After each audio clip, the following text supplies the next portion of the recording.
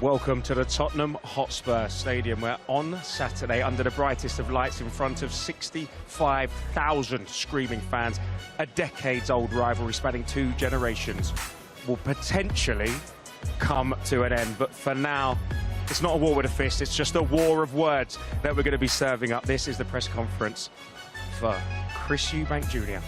against Conor Benn.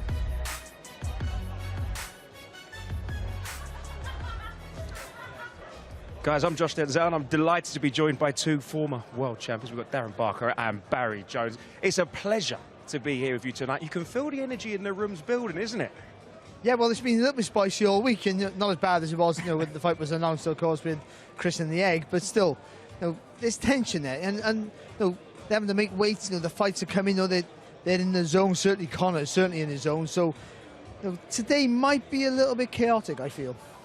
I've got to talk about the beginning of this road, the reason why we're here.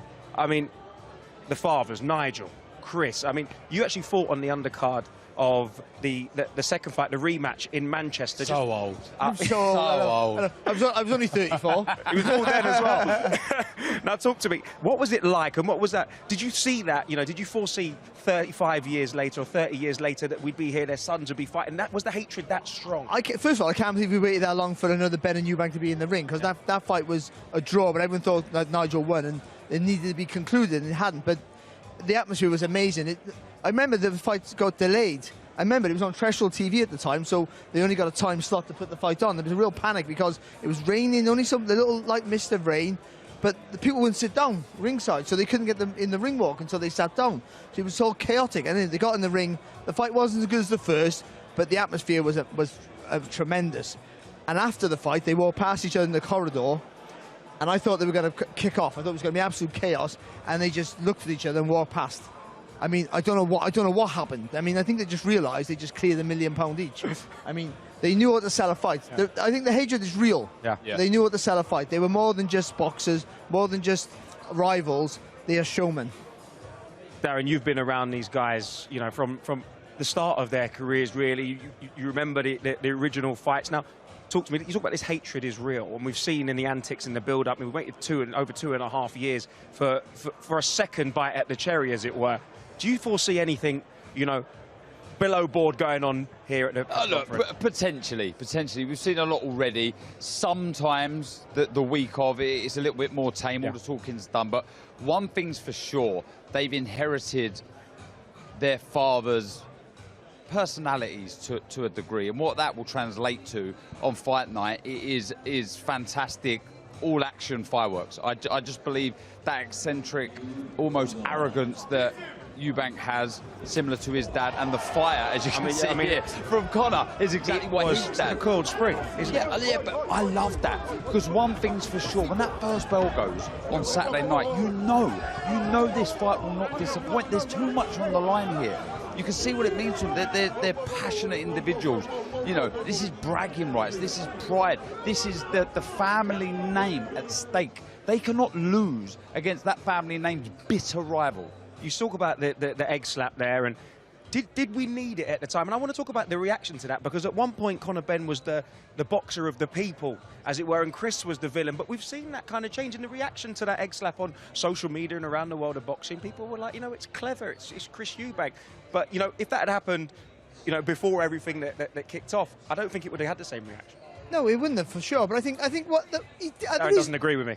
Well, no, look, it's just massive. It's massive, but it's happened now, and it has made this into something bigger. So even though it would have been big, it has elevated it. I think Chris has done that because Chris has to be in control. Conor has to be angry. Yeah. Chris has to be in control. Now, Chris being in control makes Conor angry. I mean, the same as their dads, by the way. Yeah. This is it's the same thing again. It's just one big loop. So when Chris is in control, he's a better fighter for it.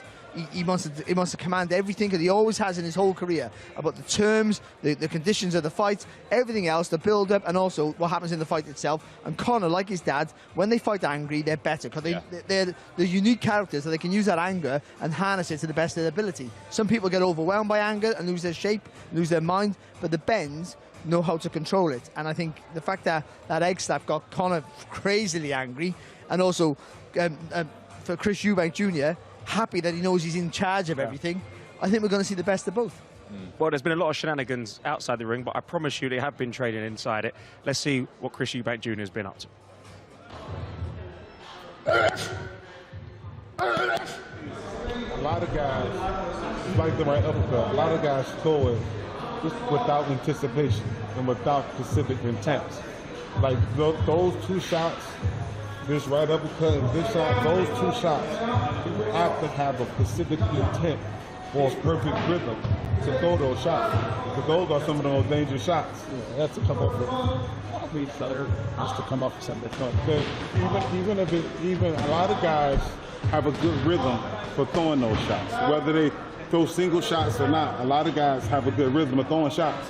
So since they have a good rhythm to throwing shots, it's cool. It works for a lot of people. For a lot of people, it don't. And you every time I see you throw it, every time I see you, you always throw that shot. So I said, okay, if that's the shot you want to throw, now only thing we got to do is either disguise it or add to it. Jonathan Banks there with some words of wisdom, which brings us on nicely to the tactics they're going to employ. We've spoken a lot about emotion, but when you take emotion out of it, you have to have the right game plan. And what do you foresee Chris Eubank Jr.'s game plan going into this fight? Because he probably feels that he knows the anger's there and the aggression's there. How is he going to deal with it? I think at times, majority of Eubank Jr.'s career, I think he kind of freeballs it. Yeah. He kind of does. He goes with the flow. He sort of adapts really well. One thing's for sure, he trains his socks off. I think people don't understand that, because if you watch his fights, he's always high energy. He never really fades that much. He throws a lot of shots. But look, I think game plan-wise, I think it's about imposing that size, but being smart with it. I think the jab's key. On the flip side, I think Conor Benn needs to really work off of that fire, that energy. I think he needs to stay low. I think he needs to target the body with a jab. But yeah, I just see this being 100 miles per hour. I see it being frantic from the off. It's going to have to, because Conor's going to have to push the pace. And people talk about if he doesn't get him out within 3 or 4 rounds, he's done. Not necessarily. If that pressure has an effect on Chris Eubank, then Conor will be in control. When you dictate the pace, whatever pace it's at, you're in control of the pace, so that means you're regulating your breathing towards the work you want to do, which means you can theoretically last as long as you want to go. So if he can put Chris under pressure with his pressure and with his ferocity, then he is in charge of all the exchanges, so he can go longer and faster and harder. It's going to be difficult to close that gap from A to B. That's Conor's problem, A to B, because Chris has got a good jab. He does throw a lot of punches, though I would say that output has reduced dramatically. Yeah. He picks his spots more than he used to. So the gaps in between those combinations are bigger than they ever have been in his whole career. So Conor needs to use, and we also have the same when you're amateur. When he stops working, you go harder. Yeah. You've got it. That's your opportunity to go harder, work harder, put them under pressure. So for Conor, it's about coming in low, as Darren's been saying to me all week, and I'm going to steal it. Coming in low, because one, you get under the jab, but you get a better vision of the target. You got a whole new vision. You can see every angle to punch you through, and just punch up the ladder in combination, all the way to the head. We saw Jonathan Banks talk about his natural rhythm, his natural shots is that uppercut, left hook, and he throws that all the time.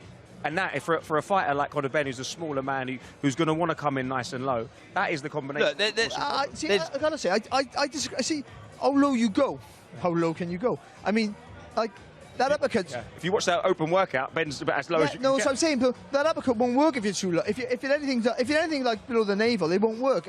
Theoretically, you can't go below the navel with your head. But I mean, it won't work if you've got to come too far down. And then you're exposed. Seen Mike Tyson do it many a times, and that's something I know. Tony Sims obviously trains Conor. So, you know, he takes the best parts of fighters, does Tony, and tries to implement it in your style. And that's something that he does, changing the levels all the time, getting down low. And it makes, as Barry says, such a difficult target. I used to prefer punching down, I will say, but not that low. Not that low. And it gives him another angle to throw the big overhand rights. Definitely got to finish with the left hook for sure. But yeah, it's all to play for, it really is. And when Conor gets close, you see him on the pads, there's a semicircle around your body. That's your area to work. If you can dominate that space, you're winning the fight, guaranteed. You see Lomachenko, Usyk does it in different ways with the pivots and the spins. So Conor does it really fast. Ricky Hatton used to do it really well. He'd spin around his body, open up the target for the left hook to the body, gives you a whole new angle. You throw from a safe place, and then you can land it free. And so I think Conor has to do that. So Chris needs a solid jab, take the centre of the ring, a solid jab, and when Conor comes at him, to half a step back, uppercut through the middle, and then finish with the left hook. You've got to finish that three-punch combination, otherwise Conor's got an opportunity to land or to hold or to just push you back. Now, this is obviously a massive fight, but there is much more than boxing on DAZN. Greatness comes to DAZN this summer. The world's best players will be summoned together to decide the greatest club on earth. Vinicius, great chance to score. Goats will battle Wonder Kids. Fire will meet ice. From Boca to Bayern, PSG to Palmeiras, 32 clubs from across the globe will compete to be crowned Rodrigo, what a strike that was! world champion. And this summer, Haaland won't be watching from home, but you can, on DAZN. In every country in the world. FIFA Club World Cup. Watch on DAZN from the 14th of June. DAZN is the official global broadcaster of the 2025 champion title. Watch all 63 live matches on DAZN beginning on June the 14th. Now, guys, this is a special card, and I want to run through it with you while I've got you here. I've been kicking off the night. We've got Chris Eubank Jr against Brandon Clanton, Chef Clark, Vidal Riley, Liam Smith, Aaron McKenna, Anthony Yard, and Lyndon Arthur, and of course, the big one. Boys, we haven't got a huge amount of time before the guys make their way to the stage. Give me your fight of the night contender. The night is Liam Smith Glanton. I think that's the sleeper, certainly. I just think they're two heavy hitters. They're just going to put everything on the line. But I think one that stands out is Chef Clark, big gooner like yourself, against Vidal Riley, who lived literally a stone's throw away from this stadium. That's a big fight. The British Cruiserweight Championship on the line. Massive fight. Very quick one from you. Aaron McKenna versus Liam Smith, I think, because Aaron McKenna's never in it. Any name with McKenna, any fight with McKenna is a guaranteed war. Liam Smith, it's true. Them brothers and Tyrone was not related to him, by the way. So they're guaranteed action from him. And also Liam Smith's a really good operator. Does he have life left? I think he does. And if he does, well, he should be dominant. Well, guys, the time is nearly here. Let's leave you in the capable hands of our Master of the Ceremonies, Thomas Treiber. Ladies and gentlemen, welcome to the final press conference for Fatal Fury. A great night of championship boxing this Saturday, April 26th, from Tottenham Hotspur Stadium in London, England. It is all being brought to you by Ring Magazine and SNK Corporation, the publisher of the famous video game Fatal Fury, City of the Wolves, with Eddie Hearn for Matchroom Boxing, Ben Shalom for Boxer, and Box Raw in association with Ring Magazine. Along with their great sponsors, Public Investment Fund, Visit Saudi, STC, SRMG, Dr. Suleiman El Habib Medical Group, Saudia, the National Airline of Saudi Arabia, Jeddah Season, Malaf Cola, Visit Qatar, Core Group, Desert, NHC, Jacko, Sky, Arab National Bank, First Data, Stella, and SMC. A big thanks to those great sponsors. The Fatal Fury event is now sold out, but you can still watch it live worldwide on DAZN and in the UK on Sky Sports Box Office. Let's get things welcome.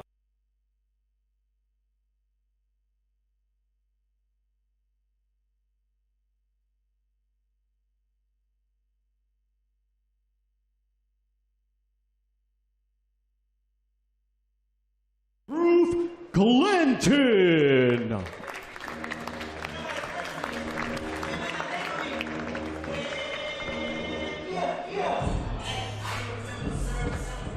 And now let's welcome the Fighting Pride of Bournemouth, England, known as the Gentleman, Chris Bilham Smith.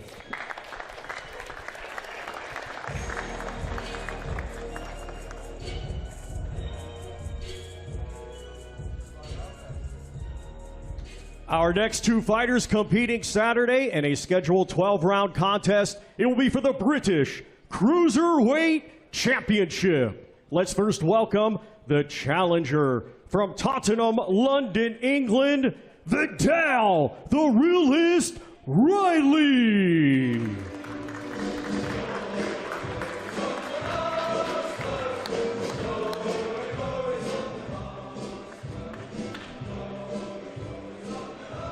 And now let's welcome from Gravesend, Kent, England. He is the defending champion, C4 Chev Clark.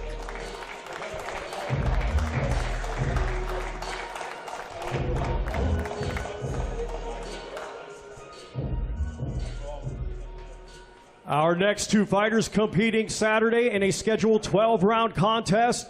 It will be for the vacant WBA International Middleweight Championship. Let's first welcome from Monaghan, Ireland, known as the Silencer, Aaron McKenna.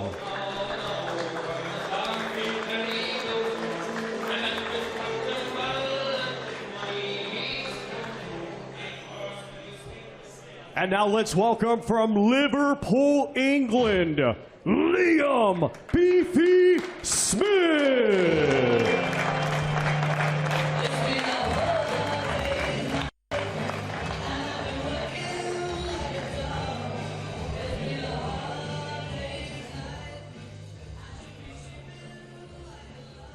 Our next two fighters competing Saturday in a trilogy rematch scheduled 12 rounds for the vacant WBA Intercontinental Light Heavyweight Championship.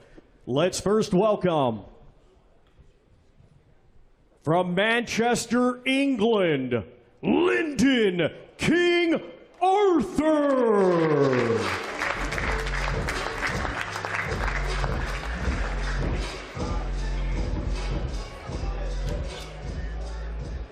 And now let's welcome from Ilford, London, England, Anthony, the Beast from the East Yard.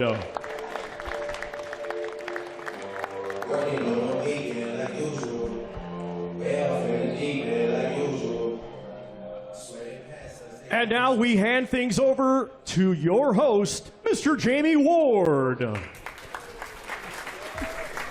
Thank you, Thomas Drybar. Okay, here we go.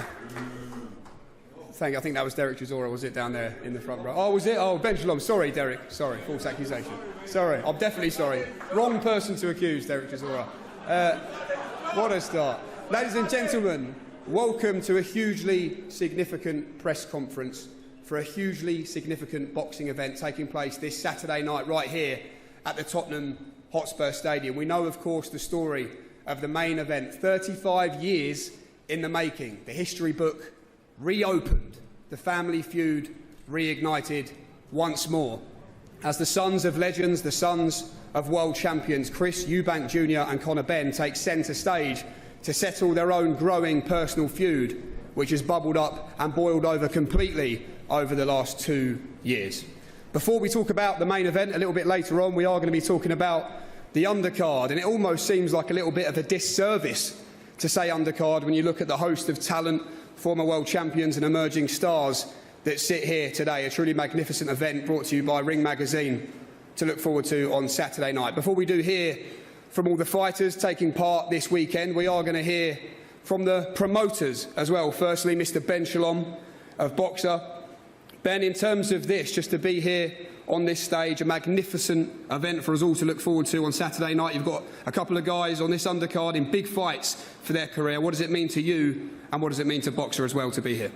Oh, it means a lot. It's an absolutely enormous event. 4 unbelievable British fights on the undercard. As you say, each one of them could easily headline their own shows. But for our guys, Chris Bilham Smith, coming off the back of the defeat against Zurdo Ramirez for the unification, looking to bounce straight back in against Brandon Glanton, who we know very well. It's an absolute firefight, and Vidal Riley is his chance to make a huge statement on this card. I believe he's going to steal the show. He's fighting the Chef Clark, Eddie's guy, and I think we're going to get another win over Matchroom, but it is just a beautiful, beautiful undercard on an unbelievable show. Thank you to His Excellency. Thank you to Boxer, to Matchroom for putting on what is a historic event, and I'm really looking forward to it. Okay, thank you, Ben. Let's bring in promoter Eddie Hearn. Eddie, we're going to let you speak now, because I know when Chris Eubank Jr tends to be present at these press conferences, he doesn't let you get too much of a word in. Now's your chance to get it all off your chest. To be here for Matchroom, the same question I asked Ben Shalom, what does this mean to you and to Matchroom? Yeah, incredible. Thanks everyone for coming today, firstly. Amazing support from the media for a very big night for British boxing, a very big week for the Ring magazine, of course. Incredible support from His Excellency, and crazy to think that on Saturday night 65,000 people will dawn on this incredible stadium for a fight of the generations, Chris Eubank Jr against Conor Benn. But also amazing to think that 6 days after that we'll be closing down Times Square with the Ring magazine for just an iconic night in New York, and 24 hours later Canelo Alvarez will make his debut in Riyadh, Saudi Arabia for the undisputed super middleweight world championships. Just an incredible time for boxing, and as you said, an incredible undercard up here on the Matchroom side. Two guys that we love are in huge fights. I think, as we said to Ben yesterday, Chef Clark against Vidal Riley is a main event fight, certainly a co-main event on any big card. That's coming early in the night. And I think a fight that could steal the show is Liam Smith against Aaron McKenna. I think it's a brilliant fight, and even the two fights that we aren't involved with. Brandon Glanton's got plenty to say. I think he's a great character who's coming to win. Chris Billam-Smith's been an unbelievable servant for British boxing. And Yard against Arthur 3. So an unbelievable undercard, an iconic main event, and British boxing firmly on the map this weekend. It's been a great run. Thanks to everyone involved, Boxer, their teams, Ring magazine, our team as well at Matchroom, the best in the game. Shout out as always to Frank Smith there. He's been working around the clock on this event and at Times Square next week. Rick, everybody at the Ring magazine, thank you so much, and good luck to everybody up here. Remember this night, whether you're tuning in live on DAZN around the world or you're in the stadium, and of course if you're lucky enough to be fighting, remember this night. This is what it's all about. Enjoy yourself. Okay, thank you, Eddie. Thank you, Ben Shalom, as well. We might come back to you if we get time as well to just talk about your guys on the card in better detail. Let's bring in the fighters then, and what a time it is to be a cruiserweight right now. When you look at the current champions, Badou Jack, a big fight coming up for him over in Saudi Arabia. Jai Opataya, Ring magazine and IBF world champion.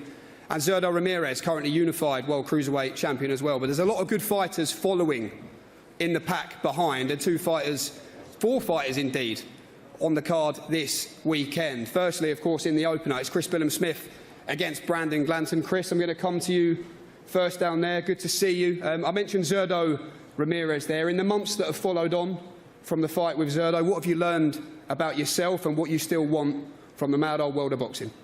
That I've got plenty to improve on. That's what I've learned from that fight. You know, I'm honoured to be on a card like this. Thank you to everyone who's involved. But yeah, it's time for me to get back to winning ways, and that's the plan.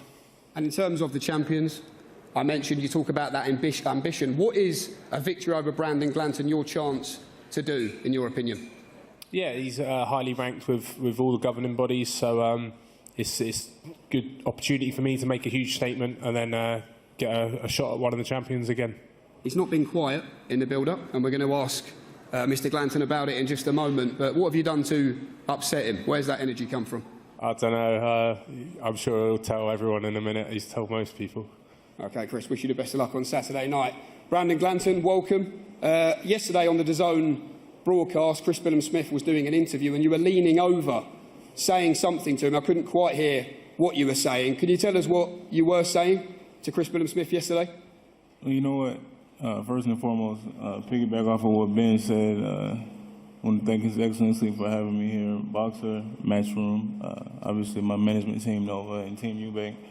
I wouldn't even be here without them guys, so thank you for putting this together for me. It's beautiful. As far as Chris, he knows exactly where that energy came from. Chris is a bitch. That's just plain and simple. Chris is a bitch. Obviously, I'm in the UK, so he's got plenty of fans here. But what I love about this place, it's a real fighting country. Obviously, everyone knows boxing was born here, so I won't have to worry about that long. Rounds 1, 2, 3, they roll by. They'll be screaming for me. Chris is a bitch. What has given you? Oh, sorry, bitch. Brandon, go on. Carry on, Brandon, sorry. Oh, that's it. Okay. What has given you that opinion of Chris Smith in the build-up? Where does that energy come from towards him? As he said, you know, I didn't plan on getting much into it, but at the media workout in 2023, when Okoli and Billum fought, he was very disrespectful. Obviously, everyone knows I was there in support of Okoli, helping him get ready for the fight. Would have been in the fight myself and had it upset, but yeah, it's helping him get ready, and he's a great guy, you know. I just, in appreciation for the fight itself, you know, I wanted to congratulate him for having the opportunity. There was no malice, there was no attitude, no problems. Just wanted to congratulate him for making it to that stage where I want to be. I stick my hand out, he walks right past me. It's disrespectful. So, as I said in the interviews, you know, we're men before we're fighters, right? And he is a father before he's a fighter. So, your son has a bitch as a father. I don't care about these cameras, these lights. I'm gonna fuck you up. That's why I'm here. So, it's not a show. Everyone knows I'm gonna give you brain damage, dog. So it's not a show. It's not for the lights. It's not for the camera. My family probably in their phone right now because they know it's true. They don't worry about me when I fight. So that's pretty much it. Thank you. Just finally, Chris, I will offer you an opportunity just to respond to that one. I'll leave my talking to Saturday.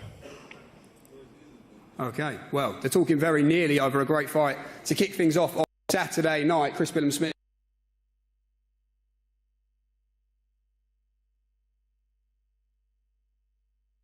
Division, and there is a domestic banger to look forward to on Saturday night.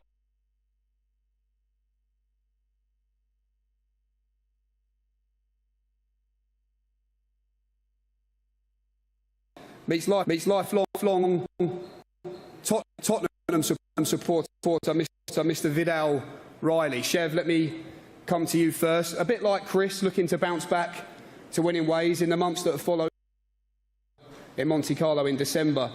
What have you done to look to improve on ahead of another big fight in your journey on Saturday?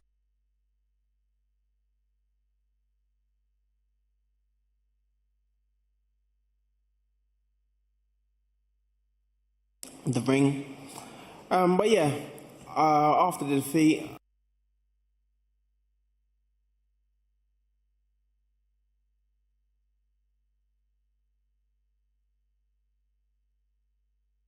do right that night.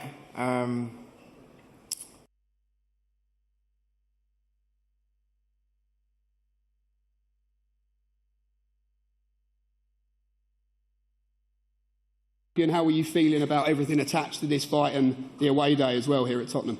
I mean, it would have.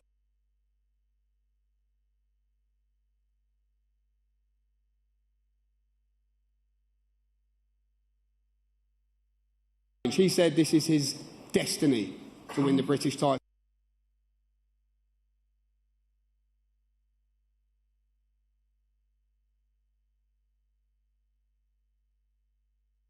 So it's good he's got a crystal ball, but yeah, he's in the way of me providing for my family.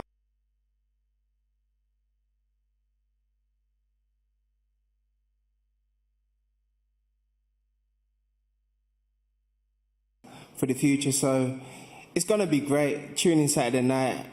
This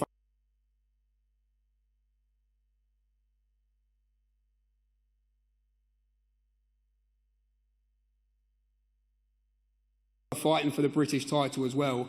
In what ways is this just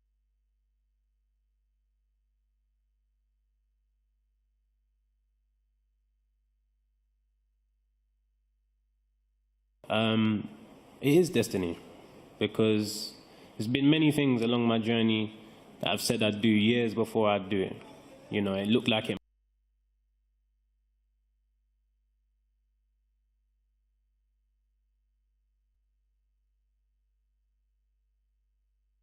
To fight at Arsenal fans. You talked on the DAZN broadcast about being able to take something from them, 2 performances. What is that?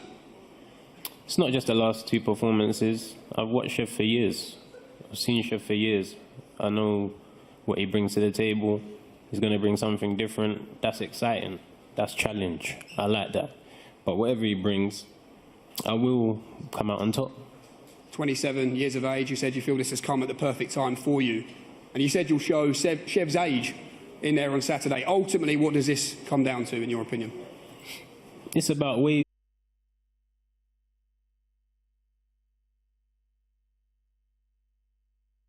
Show Chev's age in there on Saturday. Ultimately, what does this come down to, in your opinion?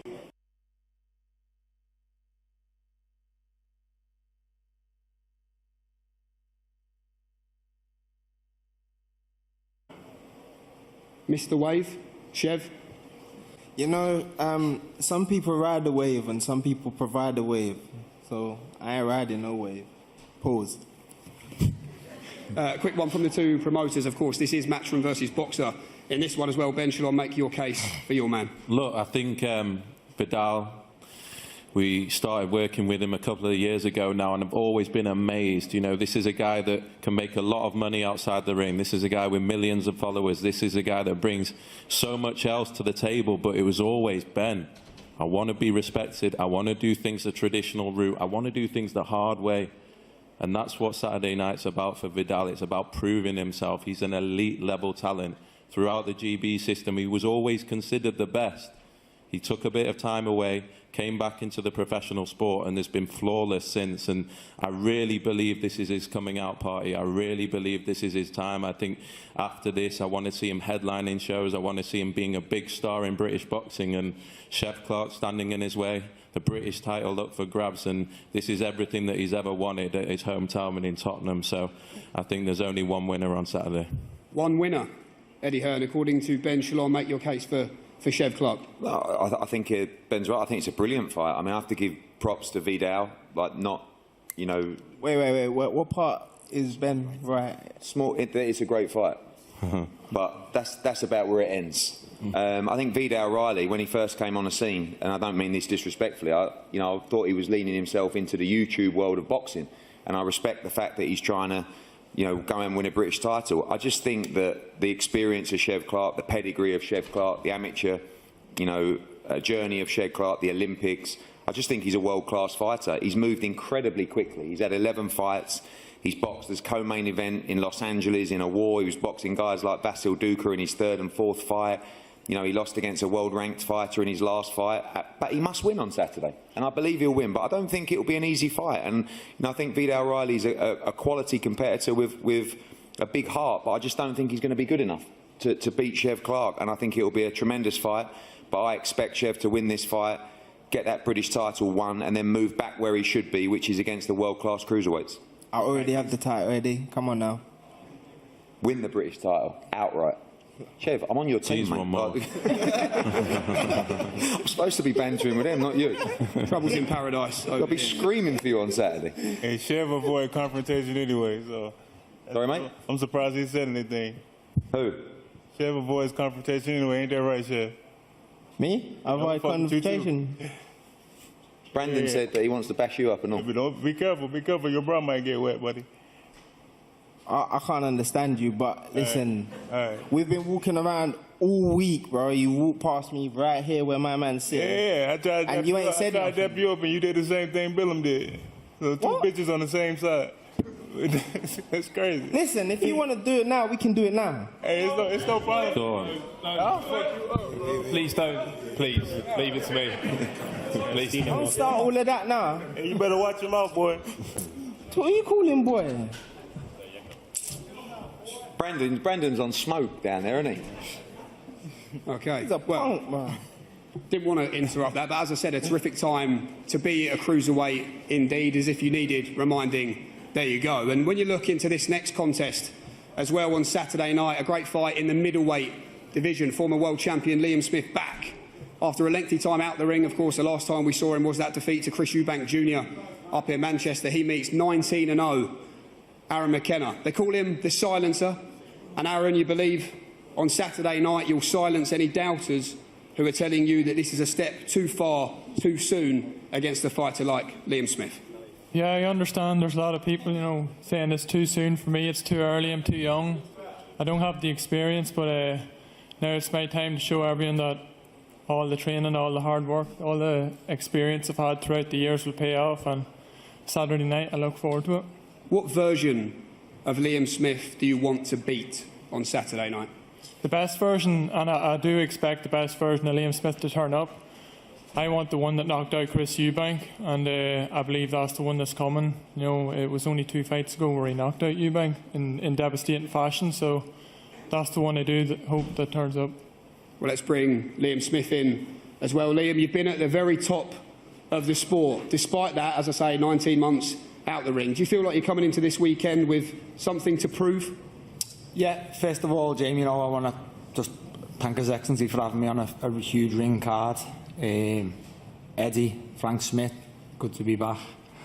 And, you know, I've had a tough 12 months since, you know, obviously 18 months when I lost to Chris, getting injured after it, falling ill for the huge September card at Wembley. But it's good to be back. It's good to be back fit and healthy, back in shape, and you know, I'm looking forward to this. And like I say, the best Liam Smith turns up. You know, Aaron McKenna's made for me, and that's the one I fully intend to turn up. When you came face to face at the Grand Arrivals, you said that you'd already noticed a few kinks in the armour. You said that you feel he looks nervous. Where did you get that from, and how did that come about in your mindset from just that short face to face? Yeah, I just think, you know, like the style wise, the attitude wise, you know, him and his brother, they're kind of the same thing. I think you know, the game, they're very hungry, you know, enthusiastic kids, but I also feel that's going to be, you know, Aaron's downfall. You know, wanting to have a 8 minutes day off. We've got another 3. We've probably got another one in a minute, another one tomorrow. You know, just I think he showed a little bit of a kink in his armour already, and he's got a lot to soak up on Saturday night. What do you make of that, Aaron? Listen, this is my way of doing things. I don't change anything for no one, and this is the fight game. Saturday night, it's going to be a war, me and Liam Smith. I think it's going to steal the show. You can have it in the phone booth. It's going to be that good, and once that bell goes, I'm going out. Not if you go southpaw like you did yesterday, Adam. Yeah? Not if you go southpaw like you did yesterday at once. You never know.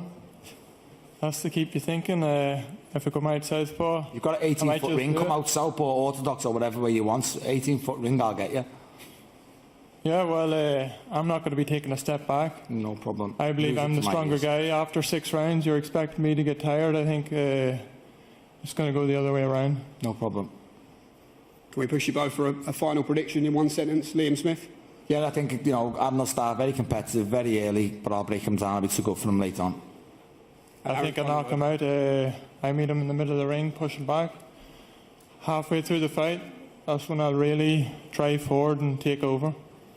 OK, tremendous fight to look forward to on Saturday night in the middleweight division. Liam Smith and the unbeaten Aaron McKenna. Can't wait for that one. And we look forward to this one as well. It's one apiece between these two, and what a great time it is right now as well. We talked about the cruiserweight division earlier on, but to be a light heavyweight as well right now on the domestic and the world scene, of course, Arda Peterviev, Dmitry Bivol have treated us to 2 classic undisputed world championship fights in Saudi Arabia, the likes of David Benavidez, Callum Smith, Joshua Buatsi, David Burrell. The list goes on, are following in pursuit of those champions, and the winner of this fight on Saturday night, no doubt, will be right in the frame to put themselves in a huge fight at the back end of 2025. Lyndon, let me come to you first. One apiece in this one with Anthony Yard. Is this a fight that you always saw on the horizon? Is it a fight that you always wanted to bury your own personal rivalry with Anthony Yard? It wasn't one where I would lose sleep over it never happening, but I always thought that it would happen eventually, yeah.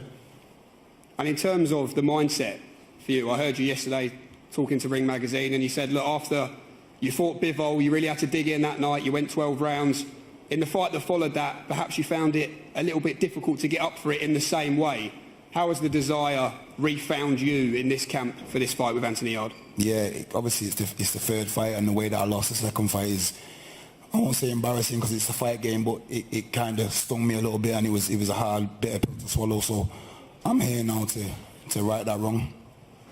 Anthony, let's bring you in. I spoke to you yesterday, and you said, well, I said it's one apiece between you and Lyndon Arthur, and you gritted your teeth and you said that annoys me.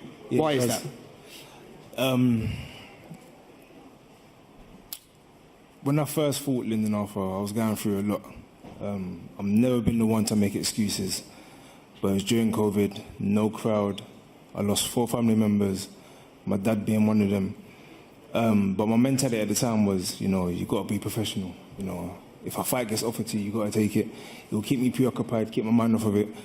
But again, I didn't get the decision. He won by split decision. I was fuming. Like, I was just saying to myself, like, I don't think he's got the ability to beat me. When I watched it back, I was disappointed in myself. I was like, that's not me, etc. So when the rematch got made, I said, all right, I need to show them what I'm about. What caused a bit of grit as well is how he acted after that fight. After the first fight, there was like an arrogance that came about that wasn't there before. Before it was very respectful. It was like, you know, give me the opportunity, we're fighting, etc. I congratulated him. I even messaged him on Instagram saying, you know what, congratulations, bro. Like, I know where you come from. I come from a similar background. You get what I'm saying? You've bettered your life. And then I see some interviews where he's gloating and stuff, talking about it was easy, one hand and all that stuff. So I said, okay. Second fight comes up. I said, I'm going to knock him out. I'm going to show him what I'm about. And that chip still hasn't gone. I'll be honest with you. So I'm looking forward to it. What do you make of that, Lyndon? It is what it is. We're fighting Saturday, so it makes no difference. Final one to you then, Lyndon Arthur. You've beaten Anthony Yarde before. Tell us how you do it again on Saturday night.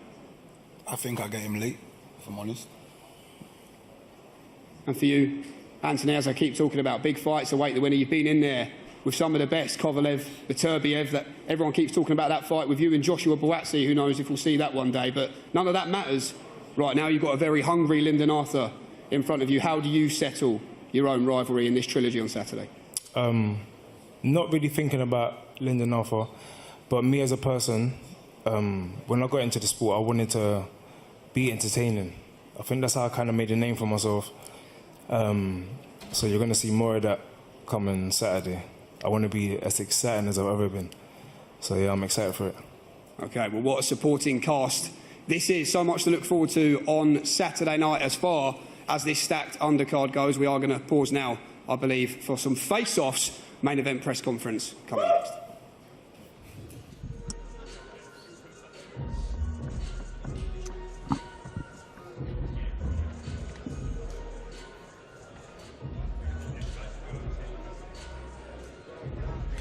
Well, there's a lot to break down from there. Some rather spicy moments from places we didn't see it happen. I mean, Chev might have 2 opponents on Saturday. Glennon wants to fight anyone. He'll have them all. But yeah, look, a little bit fiery up there. I liked what I heard from Smith and McKenna. Yeah. That's exciting.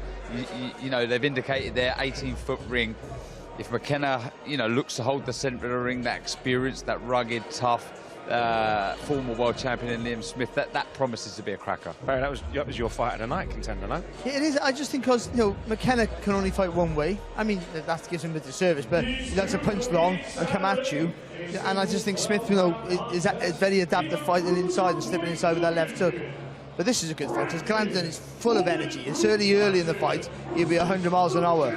Now, Bill Smith has dined out on his durability as well. He really has. It's going to be tested. It's going to be tested. But it was tested against Zurdo Ramirez, which was a great fight. Obviously he got outworked and hustled by a fantastic fighter who boxed the best he's ever boxed, Zurdo Ramirez, to take the title and added his title off Bill Smith. But still, this is the fight that he needs to win, Bill Smith. If he still have aspirations, of getting that title back or mixing it with the big boys, then he's got to beat the Glanton, who, let's not forget, is on form. He just beat the Russia recently and beat the guy, a Russian in Russia. And most of Glanton's fights have been finishing early, but in his last fight, he stopped the guy in the 11th round, and that shows that power lasts a long time. And that'll be a little bit worried there for Smith. Oh, there's something going on here. I mean, they've been talking to each other from the other end of the table, but I think this gives the opportunity to light up a little bit. I mean, he's not ever afraid of a bit of conflict, and Chris isn't usually one to engage in a war of words. He's quite, he's a shade McGree. He's quite disciplined. He's hard working. Rightly so, nicknamed the gentleman. But yeah, the 17 knockouts from the 20 wins that Glanton had, that's a big indicator of what he's going to try and do. And as Barry said, he's game as they come, Chris Billam-Smith. He likes to get stuck in. And like I said, I think it's the sleeper on the card. I think he's going to set fire straight away. Billam-Smith reminds me of a fighter from the 90s called Nicky Piper. Boxed Nigel Benn, ironically. Yeah, when I went to it. I was there. Now who's old? In your nappy.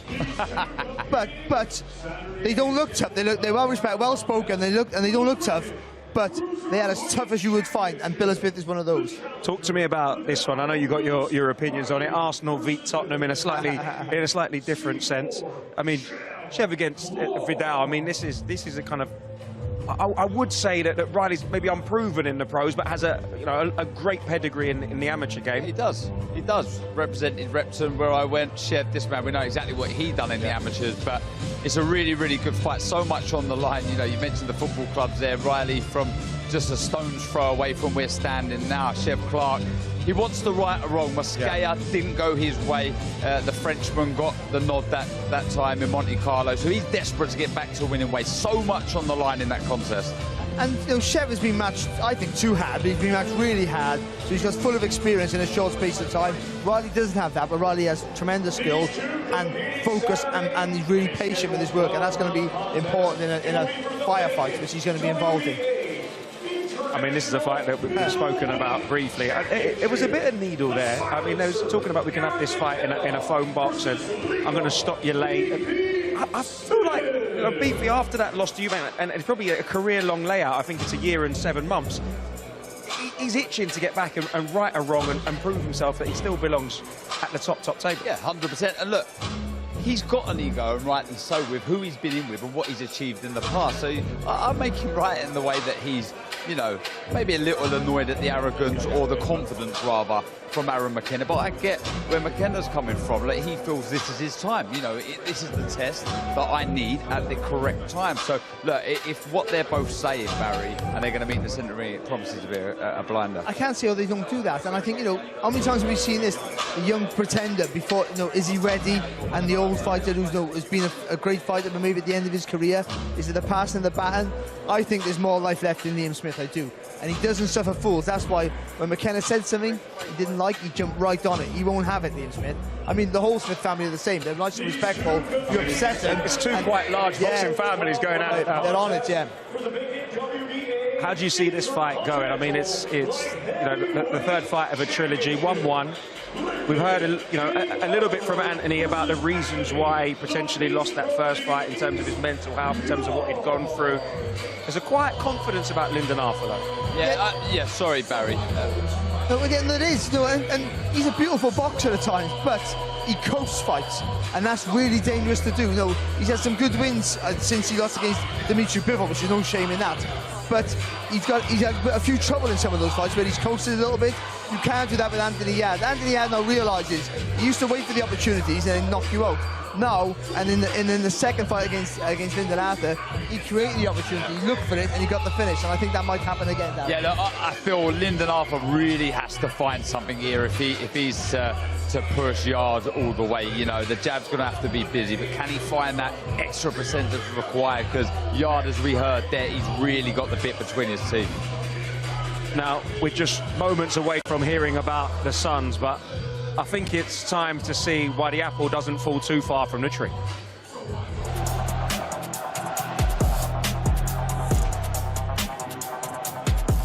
Massive characters, so different, polar opposites.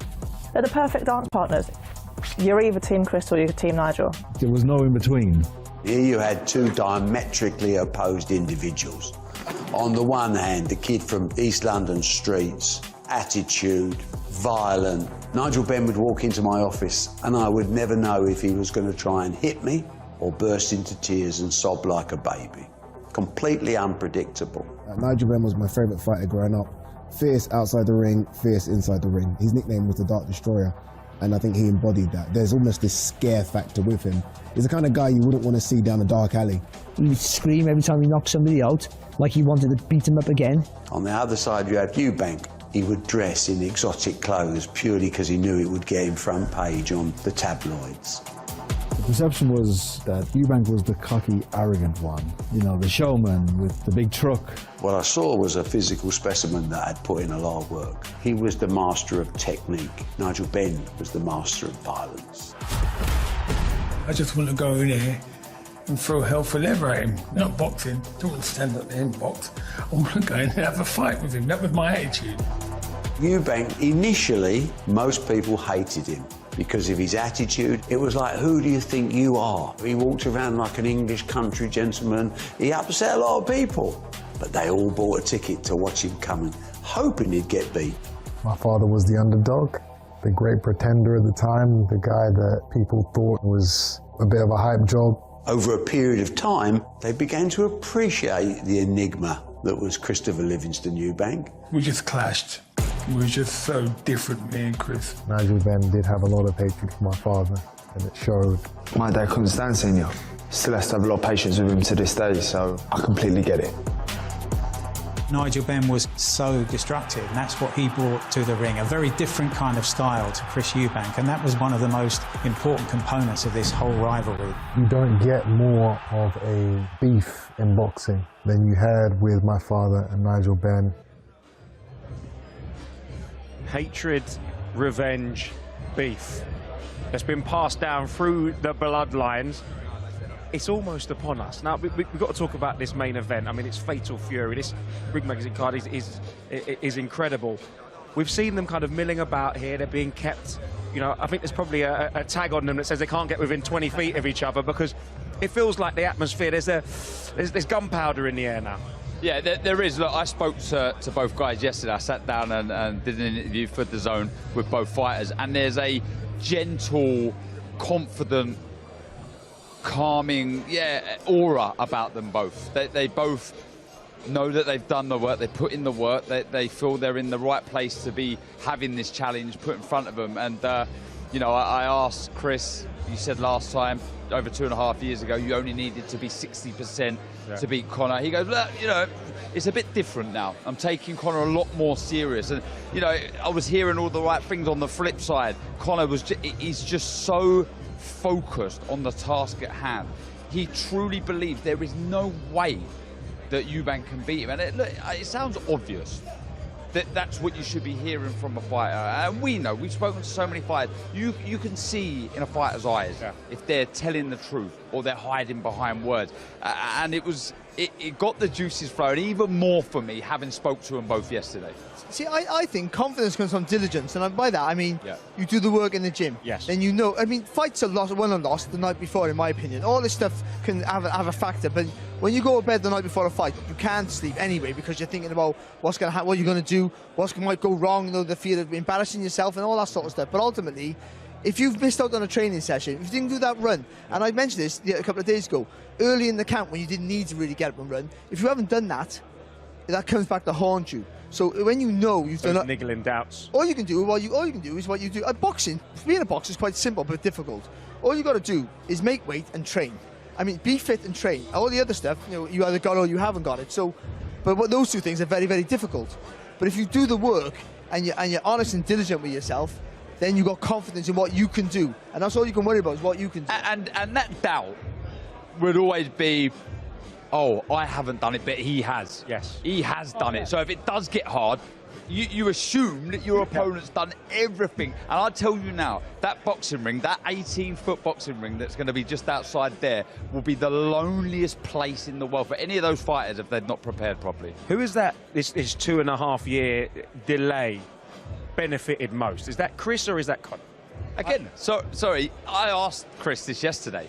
I said, look, 2.5 years since the first fight, who does that time favour? And he said, look, I guess science would say it's favoured Conor. But he says, I don't drink, I don't smoke, I don't do drugs, I live a clean life. I give it absolutely everything. So he says, I believe my experience and where I am in my career, it holds me in good stead. I don't buy that though. It definitely favours Conor Benn because he's had more time to get comfortable with training in that weight, maybe fighting that weight, and also, Hallam. Also, as well, top man. Also, as well, you got Chris, who's now 2.5 years older. He's had to make that weight longer, so that's not ideal for him. That's the truth of it. Delighted to be joined by Conor Eubank, a man that is on the inside. He understands. We're talking about training camp. We're talking about long, hard runs. You've been there. You understand it. Talk to me about how Chris is feeling, his mentality, what this camp's been like. He's good. He's been training hard. You've seen he's really run the build-up to this fight. You know, he's engaged the British boxing public, and now he's laser focused. You know, all the talking's been done. Now he's ready to go in there and perform. Harlem, we were just talking, I was going to back off of what we were just talking about there. The 2.5 years since the first fight was going to happen. I know you're going to be slightly biased here, but make a case for both here and why that time favours them. A case for both. Well, Conor's fought 3 times since then against heavier guys at 154 pounds, so he would have felt a little bit more of what a heavier guy is presenting in 10-ounce gloves. A bit more experience at a higher weight class. For Chris, you know, he's a very experienced guy. He's focused. You know, he's had big fights since then. You know, he's dusted rust off at times from being out the ring over longer periods of time, and now I think he's ready to go in there and do a demolition job. Is there a bit of change in Chris? Because, you know, he won't give us anything. It's the same demeanour for every fight with Chris. I'm the man, and I'll just do what I do and I'll win. Because of what this fight means, more than any other fight, more than a world title fight, arguably, has there been a different intensity or mindset with Chris? For me and Chris, I just want to see the same intensity that he brought for the second Liam Smith fight. I see a switch in him since the first fight to the second fight, so all he needs to do is keep that now. I think he's had that reminder to stay focused, to stay switched on, and I don't think he'll make that mistake again. You've spoken about Chris having been in big fights, and fights that are emotionally charged. Obviously, the Billy Joe Saunders, the James DeGales, the Liam Smith, the second fights. These fights are all, he can be a master of mental warfare. It doesn't seem to drain him like it maybe drains other fighters.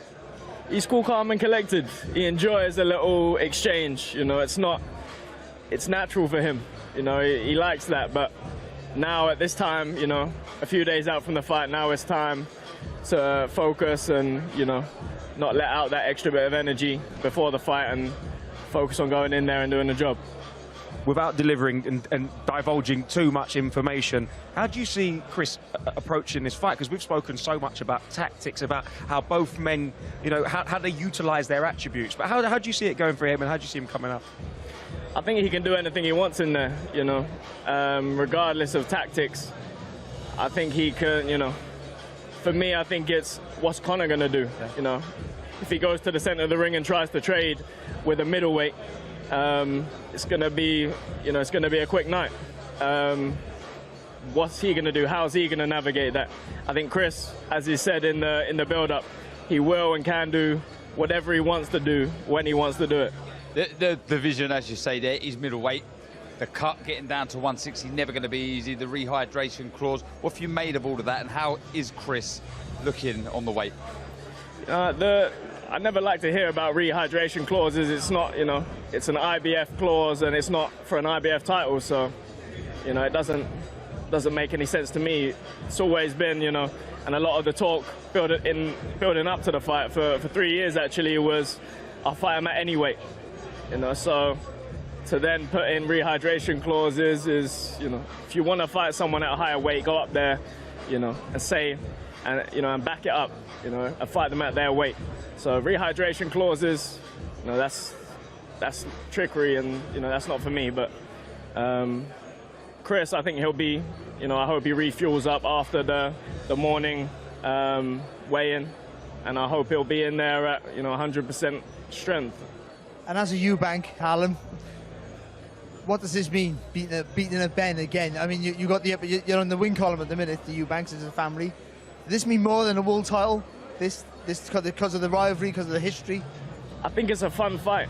You know, I think the fact that it's 2 different weight classes and it's been made happen because of, you know, how juniors went about things, how he's entertained, because of the controversy and the story in the first fight, because of the substances, because of everything. You know, it's engaged the British boxing public. The fact that it's 2 different weight classes, I think that it's a fun fight. You know, it's something you can enjoy, but I don't think it holds the same weight. You know, for Chris, I know for Chris it doesn't hold the same weight as a world title.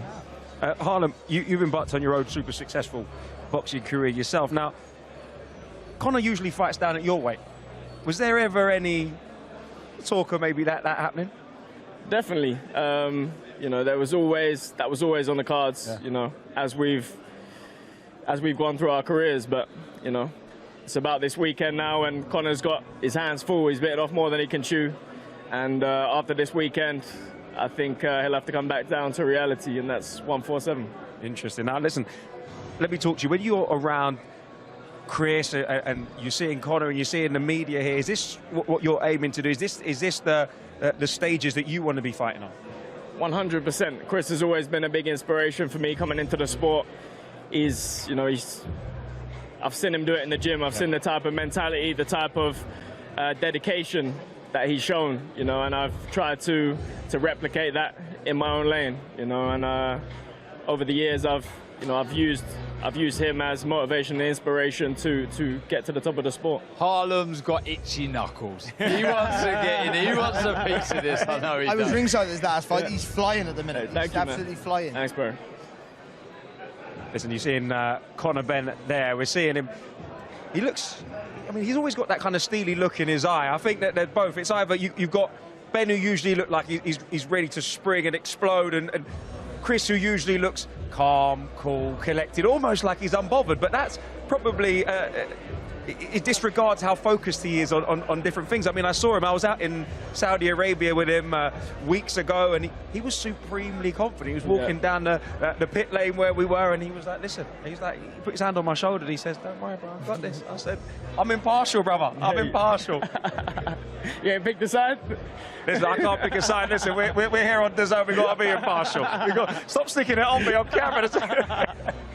Harlem, though, do you think that Chris meets Conor in the centre? I think there's no doubt that Conor Benn's going to come flying out. To me, then, it's down to Chris. What does Chris decide to do? Does he? Does he come flying out into the middle of the ring against the middleweight? I don't know. I don't think he has any choice. Yeah. My opinion, I think Chris meets him there. Doesn't have to fight. Doesn't have to fight inside. He can meet there with a jab, I think.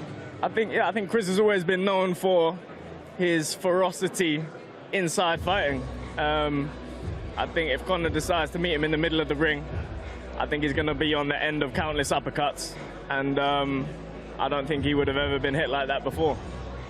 I think when you look at Chris Eubank, it's that even Jonathan Banks is talking. He's saying that uppercut and left hook is his natural rhythm, it's his natural flow. He loves to throw those shots. I mean, we saw him in the first fight with Liam Smith. I think he landed in that third round before he got stopped. He landed 3 or 4 or 5 uppercuts in a row, which, you know, against a clever and well-schooled fighter like Liam Smith, you don't expect that. Does Conor necessarily have that same guile and ring generalship and IQ to kind of avoid those shots if someone like Liam Smith could?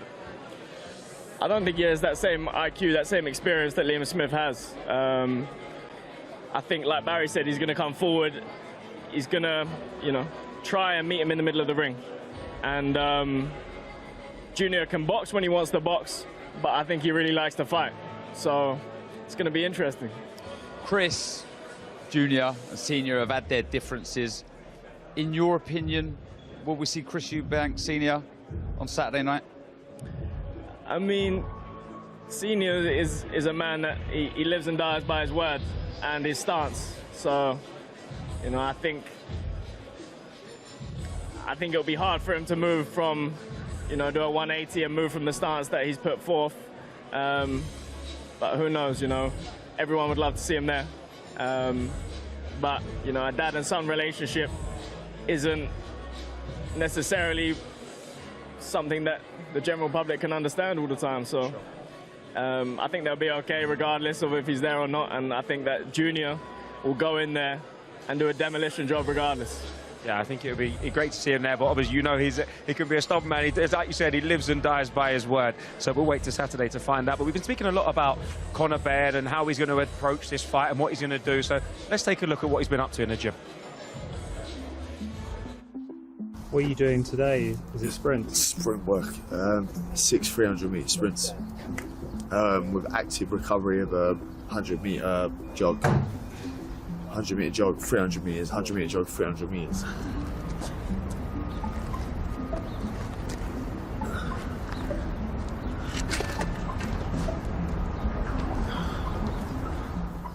That's it. Time ready? So I'm going to cross over.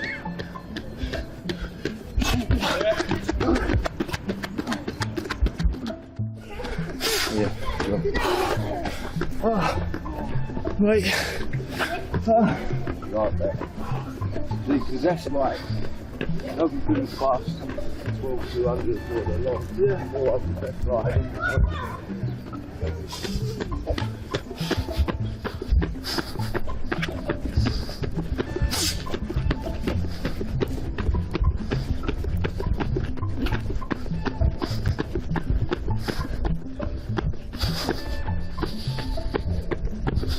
It's up, bro.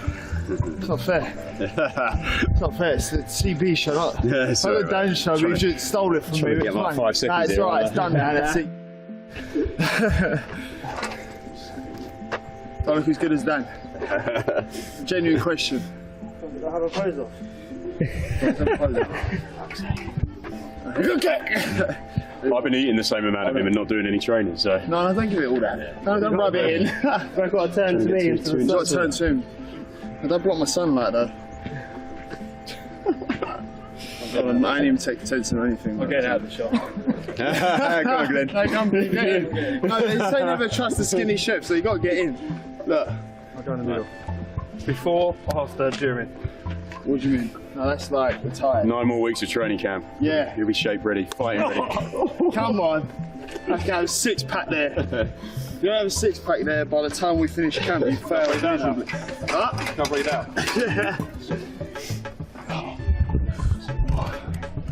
Pedro. A tope. Vamos.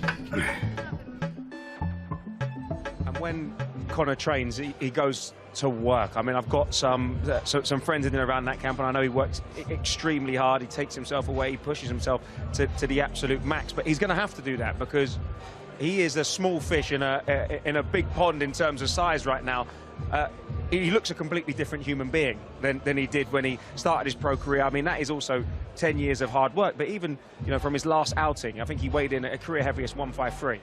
I mean, he looks like a different human being in his foot. And you know, you've had a bit of a luxury as well that he's been able to. It's still hard to make 160, I'm sure, even for him. But he's been able to train and replenish his body. Where other fighters, you know, when you're making weight, that you have to deplete your body of any goodness to try and make the weight. So you've had the luxury to be able to fill out in the weight as such, still having to move down into it. But so that should make him fit and stronger than ever. And also, he has to train with an intensity. You can't fight with an intensity 100 miles an hour if you don't train that way. And so that was his dad. His dad here, Nigel, is arguably the most instinctive fighter this country's ever had. And by that I mean, when he was tired, when he was hurt, when he was under pressure, you've seen the best of him. No, his first thought wasn't to do the right thing, it was to fire back. Now that can get you knocked out and in trouble, or it can get you a great win. Great fighters do silly things to be great. Also, in my opinion, they do. No, they don't do the sensible thing at times. They understand you have to take that risk. So he was really instinctive. And if Conor's got any bit of that, he has to train with the intensity that you're talking about to be able to react in that manner. We've seen him in the open workouts, the explosiveness of the way that he boxes. When he's dipping down low, like that semicircle around the body, he's whipping in hooks and uppercuts, and every punch he throws with bad intentions. But the question is, at a heavier weight, you put on a lot of size. Can you maintain that in the later rounds? That is the big question, I guess, because I think, as Barry says, and most are agreeing with, he has to be, attempt to be the boss, be the aggressor, get in front of Chris Eubank Jr. But once you set that tone, you need to continue it. You can't then take a step back, because this man here, Eubank Jr., with his experience, he'll see that as a sign of weakness. If Conor Benn starts taking a step back, he'll think, right, his plan A isn't working. This is all me now. This is my fight to lose. Don't we all? When you, I wasn't a puncher, and everyone tried to knock me out. So I mean, when you feel the guy who's meant to be the bully, when they start to slow down, you go, oh, that fills you full of confidence. And also, you can be exhausted, but then mentally, you get a little bit of confidence, a little bit of success mentally. All of a sudden, you get the energy to throw more punches. So Conor's got to keep that intensity, and that's what I hope. And I tell everyone at home, especially trainers, new trainers, punching the bag is better than punching the pads, because you've got to be able to punch in hard and let the punches dig in and have that energy to go the distance that way. Barry, we could talk about this all day, but I think it's time to send it over to somebody who talks for a living, a Hall of Fame MVP ring announcer, the one and only, the legend, Michael Buffer. Well, ladies and gentlemen, good evening and welcome to the final press conference for the big event coming up this Saturday, April 26th, right here in London at sold-out Tottenham Hotspur Stadium. It's the Fatal Fury main event. On top of the card, a great night of world-class professional boxing for your entertainment. And it's all brought to you by the Bible of Boxing Ring Magazine, along with SNK Corporation, publisher of the combat video game Fatal Fury City of Wolves, and Eddie Hearn for Matchroom Boxing, Ben Shalom for Boxer, and Box Raw. Sponsorship provided by the Public Investment Fund, Visit Saudi, STC, SRMG, Dr. Suleiman Al Habib Medical Group, Saudia, the national airline of Saudi Arabia, Jeddah Season, Milaf Cola, Visit Qatar, Core Group, Desert, NHC, Jocko, Sky, Arab National Bank, First Data, Sella, and SMC. Well, ladies and gentlemen, this Saturday night, April 26th, at sold-out Tottenham Hotspur Stadium, London, broadcast live worldwide on DAZN and on Sky Sports box office in the UK, also available on DAZN in the United Kingdom. It's the main event of the evening. 12 rounds of boxing in the middleweight division, on the line, legacy, and perhaps more important than anything, bragging rights. So, ladies and gentlemen, let's bring the fighters to the stage and to their seats for this final press conference. Introducing first, with a professional record, a perfect one. 23 fights, 23 victories, including 14 wins by knockout. From London, England, he's the European Continental Welterweight Champion, the undefeated Conor, the Destroyer Benn.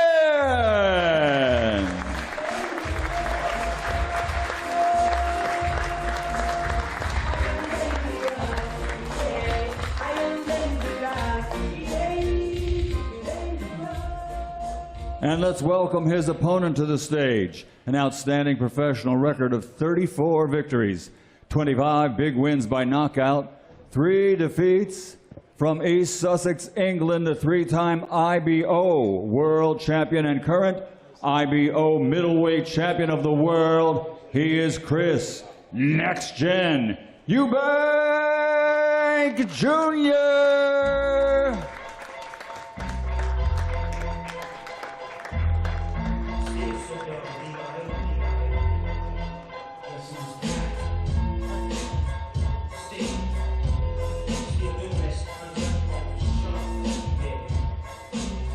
And at this time, ladies and gentlemen, let's turn this over to our host for this press conference. Please welcome Mr. Jamie Ward. Thank you, Michael. Your host, Jamie Ward, from the unmistakable greatest, Mr. Michael Buffer. No doubt that will be clipped up immediately. That is one for the album. Okay, ladies and gentlemen, here we go once again.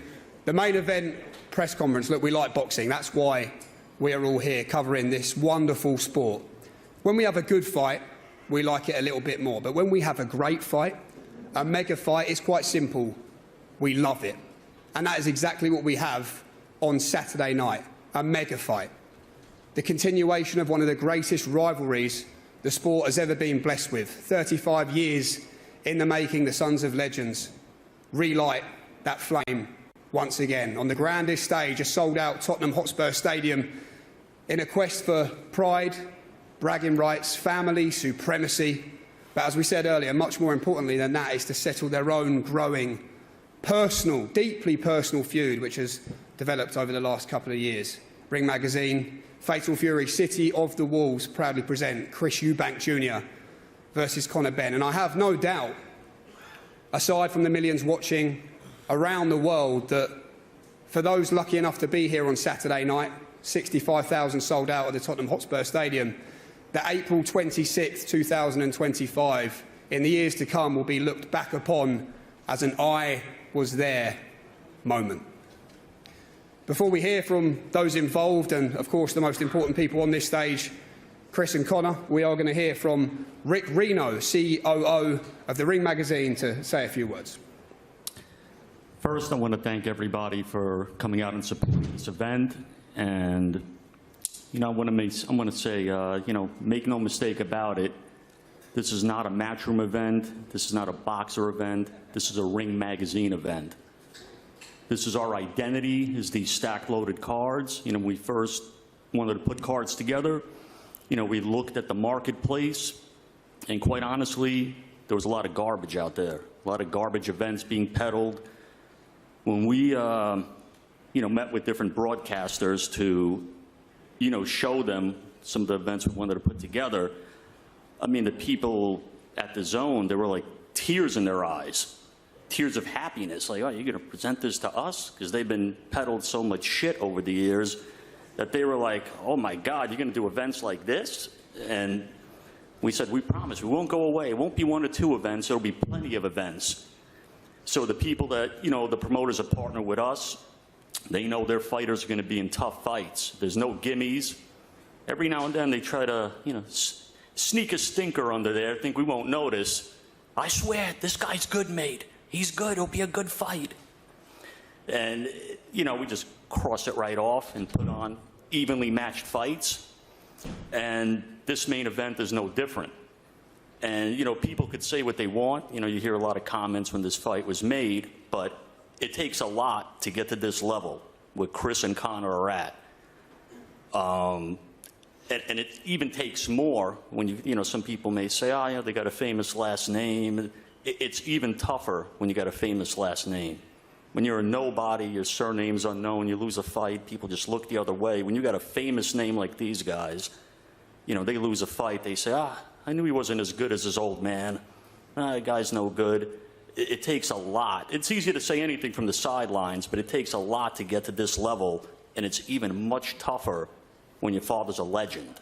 There's a lot riding on this fight with these two guys, and, you know, it's one of those fights, I don't know which way it's going to go.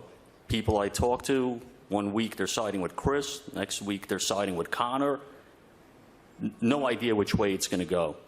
It's just one of those fights, like someone stated earlier, you're going to remember it years down the line. And those are the types of events we want to do, whether it's this, whether it's Times Square, Alcatraz, the event we're doing in July in New York. We want to do stacked cards, evenly matched fights, because, you know, we don't want to be peddling garbage out there like a lot of other people are. I don't want to name any names. I won't say if any guilty parties are with me right now, but... Name them. Go ahead. This is what we're here for. Well, I could say a lot more, but I know Robert Smith is out here with his ticket book. I don't want to get into any trouble. He might find me enough. They may have to add me to the undercard by the end of this press conference. But, you know, I just want to say in closing, it's going to be a massive event. I look forward to this fight. And, you know, we have the stadium, and we have the fighters here, and we've even had the eggs. So we're ready. Let's go. Okay, Rick, thank you very much. That was fantastic. Great way to kick things off here. Rick Reno of Ring Magazine. Ladies and gentlemen, we're going to dive straight in with the teams. First of all, down there to my right, Jonathan Banks, Team Eubank. Jonathan, you've worked with some greats of this sport, Vladimir Klitschko, Gennady Golovkin, but in your time with this man, Chris Eubank Jr., in comparison to those greats, what have you always admired about this man's discipline, dedication, mindset, and most of all, ability?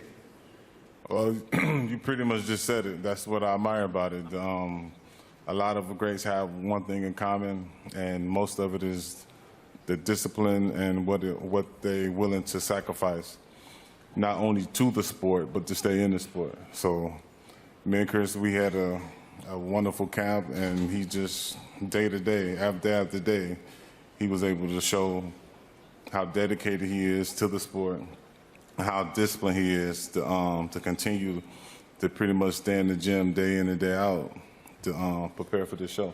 And I know you respect Conor Benn, but as a student of the game, ultimately, what do you believe sets aside Chris Eubank Jr. and Conor Benn this weekend? As a student of the game, number one, I respect any person that make up in their mind to put a pair of gloves on and defend themselves, whether it's 10 rounds, 8 rounds, or 6 rounds, because it takes a certain type of mental fortitude to be able to do that. And in no way in the world should that be underestimated. But even with that, I think what separates what we have going on, meaning with Chris Eubank, is his mentality. It's a little bit different, and I do believe that with that mentality, along with that work ethic that he has, it's gonna be the separation between the two. Okay, Jonathan, thank you very much. We're going to hear from Team Benn as well, Mr. Tony Sims. Tony, when you think about your relationship with Conor Benn, when he walked into the gym as a raw novice to where he is now on the grandest of stages, what makes this personal journey between you and Conor a special one when you see all of this?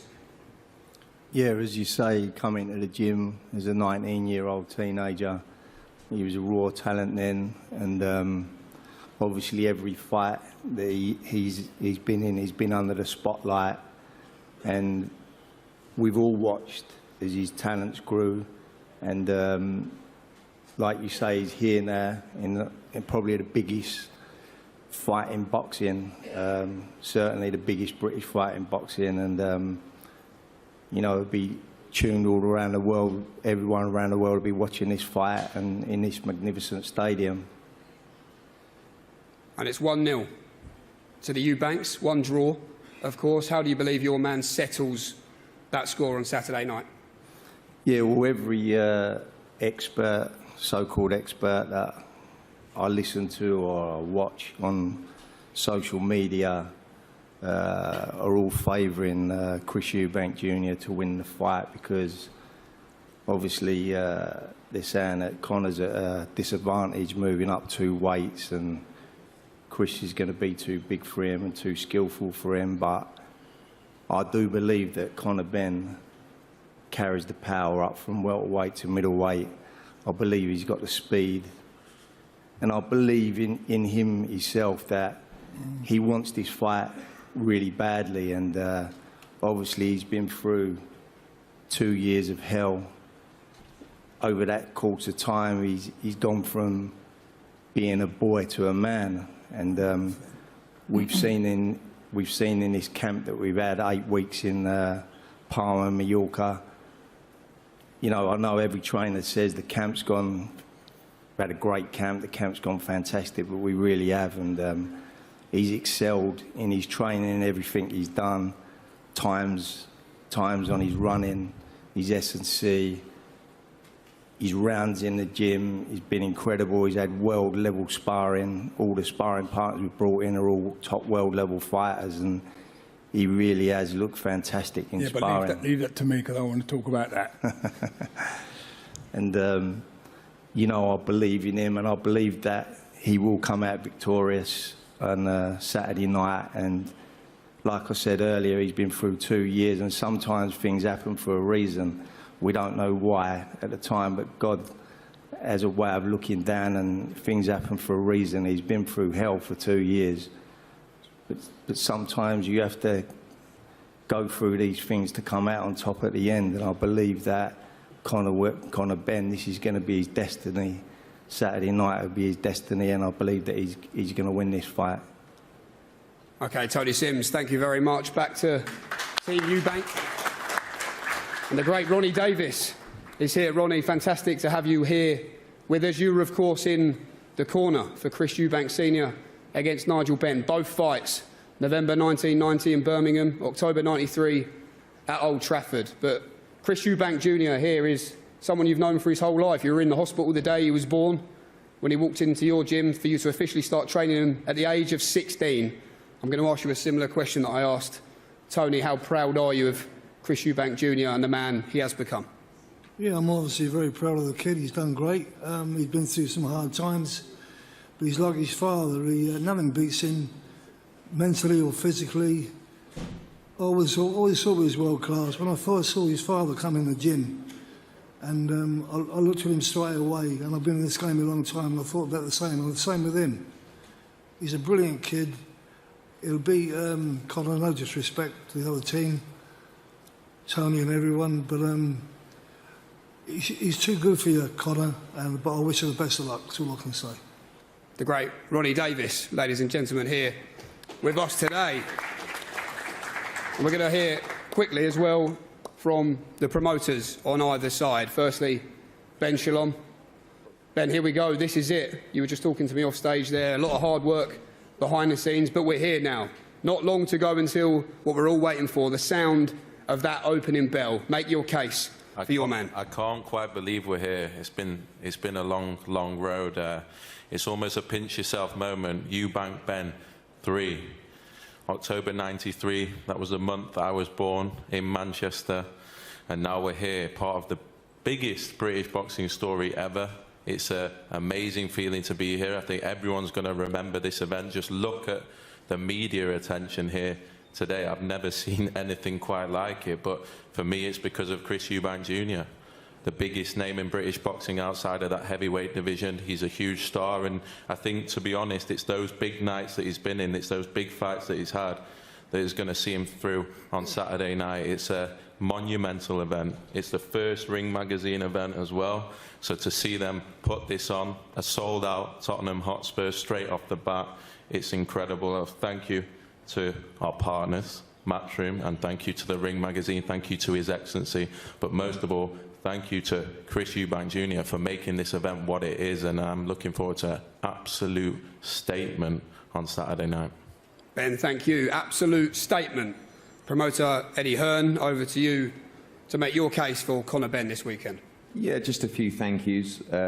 Thanks to Rick. I knew this was coming. Do you know what I've been thinking? Was coming. Do you know what I've been thinking? Can I not even say a few thank yous, or? No. Okay. Matchroom have to speak, right? So I'm going to switch it up. I'm just going to firstly say how proud I am of Conor Benn. What he's been through these last 2 years. And I can't wait for him to smash you to pieces on Saturday night. But Matchroom have to be represented. So I'm going to switch it up. I'm going to let someone else speak on my behalf. I'm going to let someone else speak on my behalf. You don't have to. I'm going to introduce you to scumbag number 2. Frank Smith, come and take over. You don't have to do that.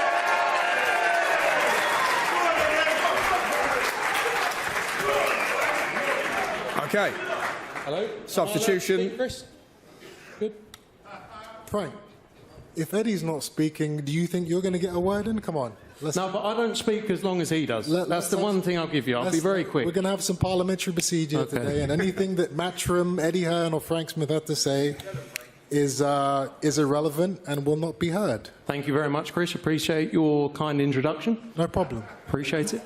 Look, I'm going to be very quick because I don't want to get cut off. You are going to be very quick. I'm going to be very quick, You're Chris. not going to say anything. Chris, don't worry. You well, are I'm saying something, aren't I? So, it seems to be working so far. There's Thanks no very much, little way Chris. you guys are going to sorry, I can't hear you. If I direct a question to you or to Eddie, then you can speak. That's very honourable. Outside of that, I don't want to hear a peep. And if Thank you very much. Talk to me, or if you try and do your little speeches to the media, I'm going to shut it down. Because guess what?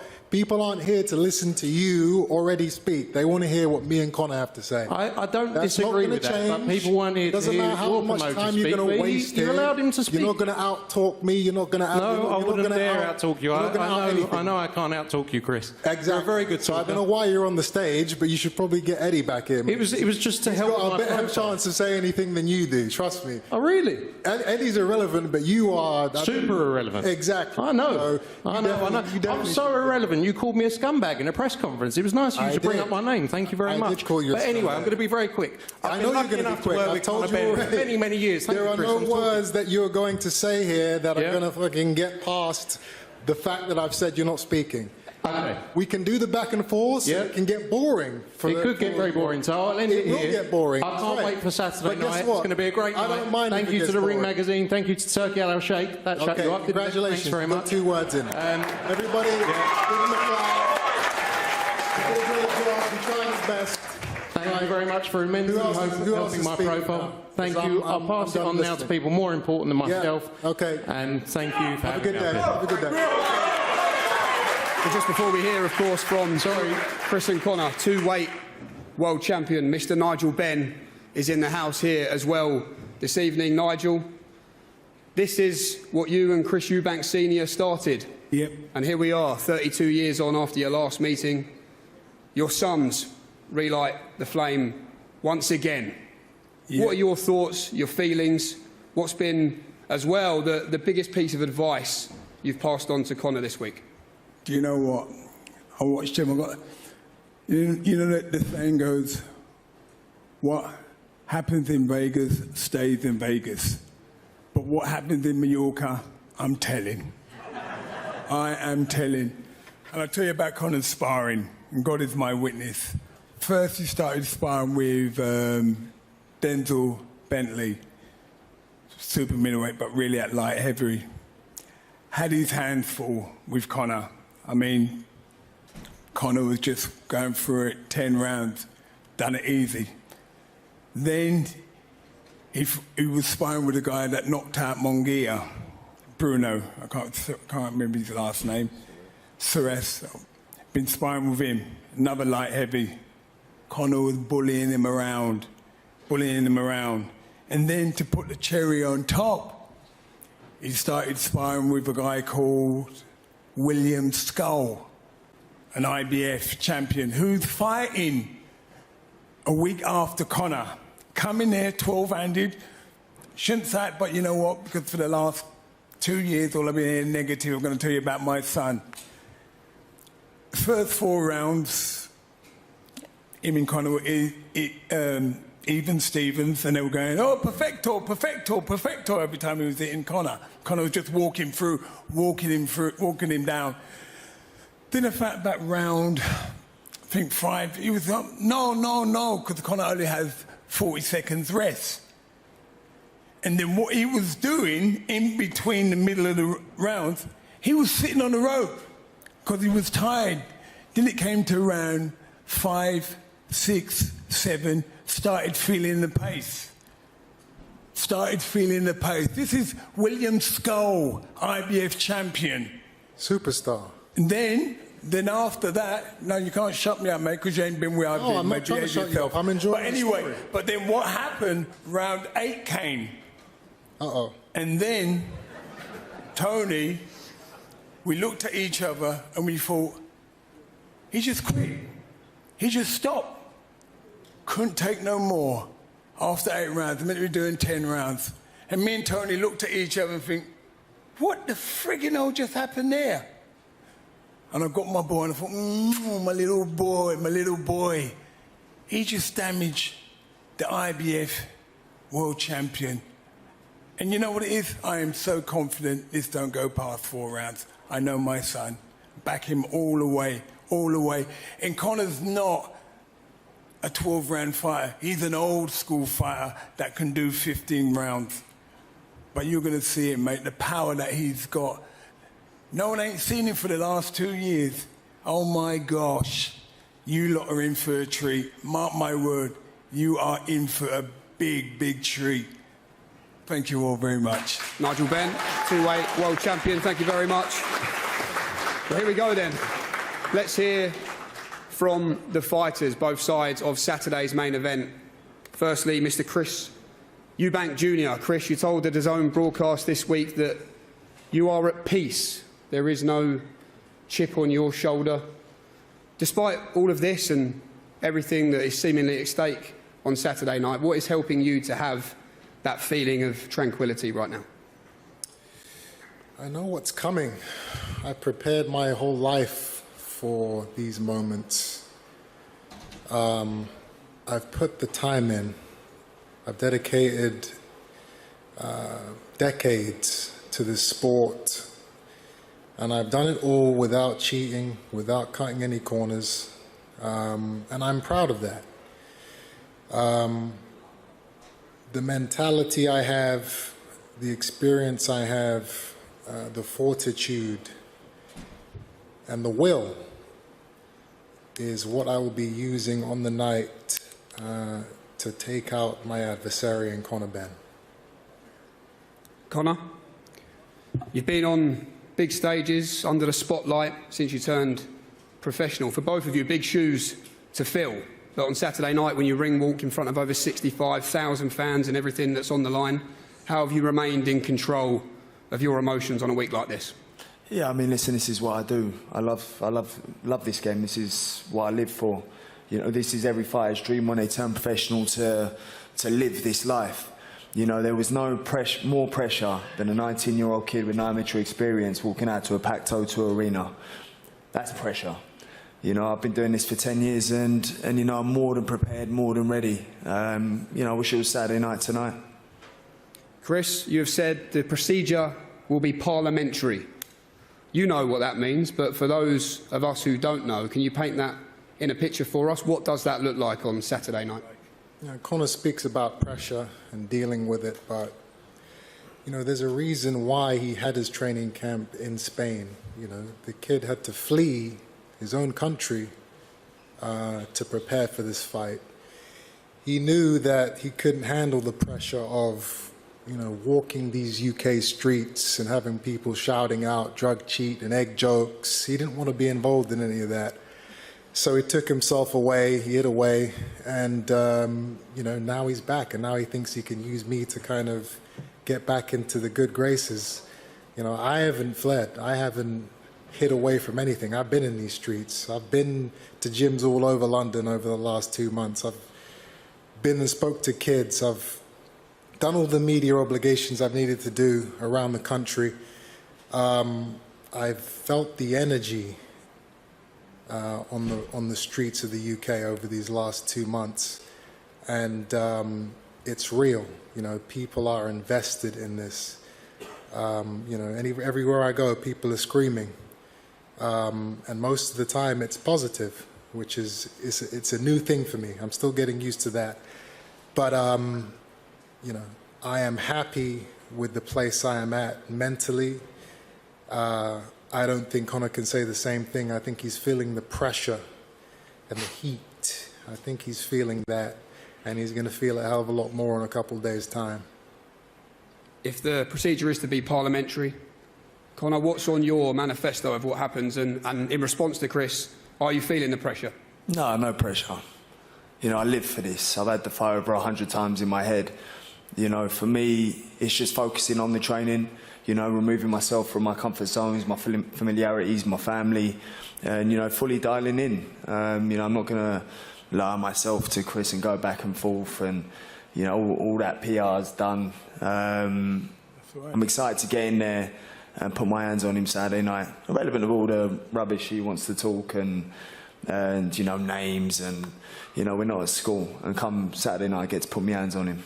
You will be at school on Saturday, my friend. I'm taking you right to school. Well done you. At school, I'm going to be the headmaster, my friend. Yeah. And you will be in detention. You are funny, Chris. You made me laugh. Just focus on getting away off, fat boy. Weight. What's weight? Weight is, everyone always talking about this weight thing. You know, yeah, the weight is painful. Yeah, good. I'm in pain right now.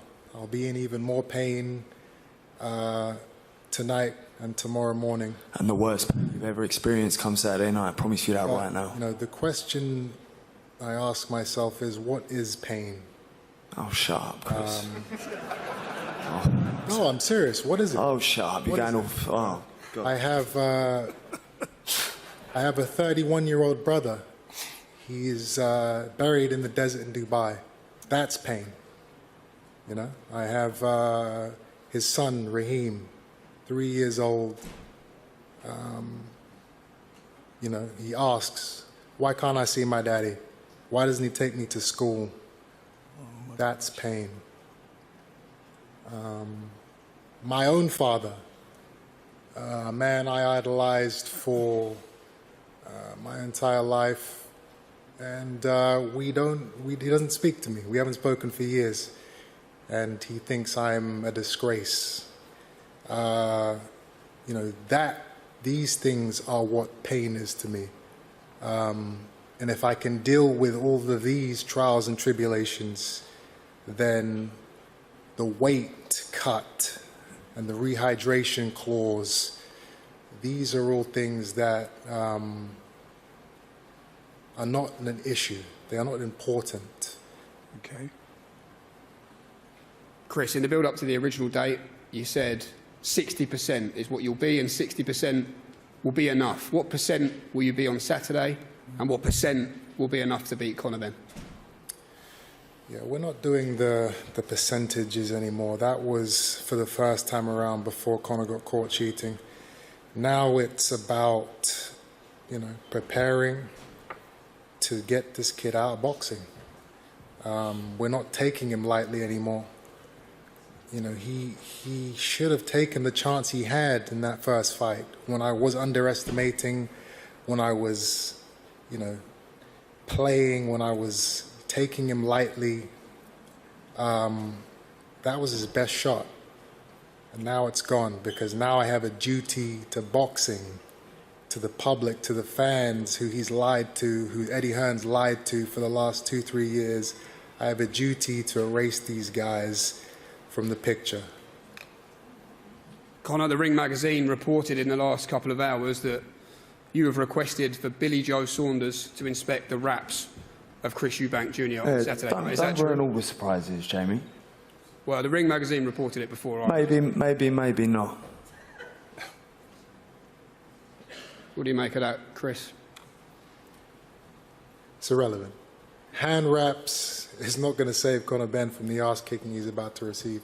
Ooh, scary. Ooh. Conor, hearing you speak this week, you say what gets you out of bed on those early morning runs, it's the fear of losing to another man. What about the fear of losing to this man, Chris Eubank Jr.? Yeah, listen, it's always personal. I'm a very emotional fighter. You know, I fight with my heart on my sleeve, and it's the way I've been my whole career. It's the only way I know. So for me, you know, he is another man. Yes, his name is Eubank, and I won't be losing to a fighter whose name's Eubank, especially not this man. He says he has no game plan, Chris, just a hop, skip and a right hand, and that'll be all she wrote. Do you believe him? No, I don't. But that's the beautiful thing about this sport. That doesn't matter what you believe. All that matters is what actually happens once that bell goes, and nobody knows what's going to happen until it happens. What I do know is whatever strategy, whatever game plan these people have come up with, nothing will prepare them for the fire that they're going to receive in a couple of days' time. Final one to you, Chris. You did say it's impossible that this fight goes 12 rounds. As a final message, how do you beat Conor Benn on Saturday night in the dream scenario? How do I beat Conor Benn? Any way I want to. You know, it's not about strength and speed and age and weight, all the things that you guys love to talk about. It's about dedication. It's about paying, who's paid their dues and who's done it clean, who's dedicated their life, who's real and who's fake. And I believe all of those categories are in my favor. And Conor, final one to yourself. You've told us no game plan. You don't need a game plan. When the opening bell rings here at Tottenham Hotspur, That's right. what happens? Yeah, I'm coming in to take his head off. And just finally, Chris, Eubank supremacy. That's what you've kept talking about in the build-up to this fight. You can cement that on Saturday. Is that part of what comes with all of this occasion for you as well, personally? Legacy indeed. I'm confident. You know, I still want that £1 million bet that Eddie Hearn said he wanted to do. Eddie, what's up, man? We gonna put the mill on or what? Am I allowed to talk now?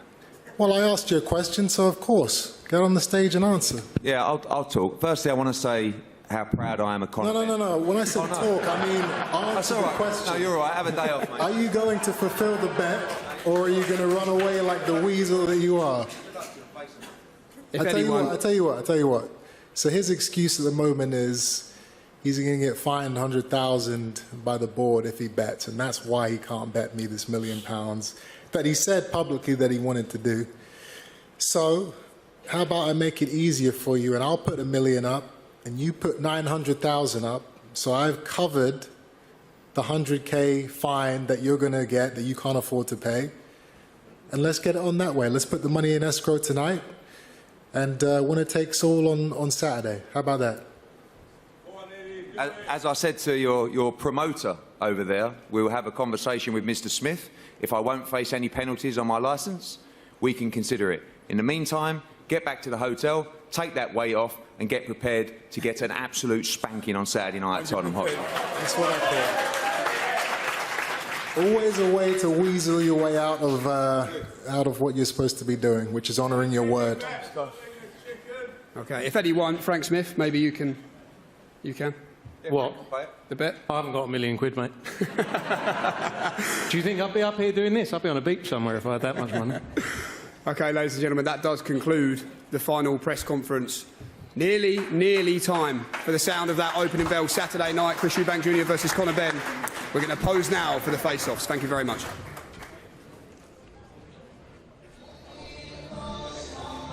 Wow. Wow. This Saturday, April 26th, Tottenham Hotspur Stadium, 12 rounds of boxing. Well, there we have it. I mean, they're about to come face-to-face. It's probably the closest that they've been in a long time. Chris, supremely confident. Supremely confident. Yeah, of course, isn't he always supremely confident? And I think, I think he feels he has the moral high ground here. He's pretty much said that, hasn't he? So, he thinks he wants to put Conor in his place. And again, he has all that experience, a wealth of experience, more than Conor Benn, and he thinks he's going to prove that on Saturday night. Along with DAZN here in the UK. This is as close as they've got to each other since the egg incident. And I mean, look at that. This is a death stare. They want to do each other serious damage. And I think if there wasn't security there now, they'd just go at it. Fireworks. Saturday night promises fireworks. Look at the eyes, they don't lie on both. This means so much to both. It really does, representing that surname against its bitter rival. This is big. That is a great picture. I mean, that's going to go down in the history books. I mean, it already is. I mean, they've not broken eye contact in at least a minute here. I mean, 2 more sleeps. I'm sold. I'm in. Let's go. Who's going to be the first man to turn? I don't think either of them give up. We could be here all day. This broadcast could go on for months. Do you know what? You can see this like every day in every single fight you watch, but when it's a big fight, it just feels different, doesn't it? Just that tingle of what's going to happen. The room has just changed. All eyes on the two fighters, Eubank, Benn, and they've just got eyes for each other. I mean, it is. How iconic is this photograph? What the dads have gone through, the 2 fights, the bad blood between the fathers, and you're seeing it here. This image here is special. And the way Nigel's just kind of quietly lurking in the back, and it's He's ready. Yeah, just even that ring magazine in the middle between them both. Everything just feels right, doesn't it? Brilliant. It does. I don't know how they're going to separate these two. It's about legacy, it's about bragging rights. 12 rounds of boxing in the middleweight division. Conor the Destroyer Benn. I mean, they're going to have to break these guys up. Yeah, they're not going to walk away. You got to physically move them out of the way, I think. I mean, this is a powder keg. They've started talking to each other now. It's coming, I think he said. That was a total 3-minute stare down. Eubank has been brilliant today. He really has.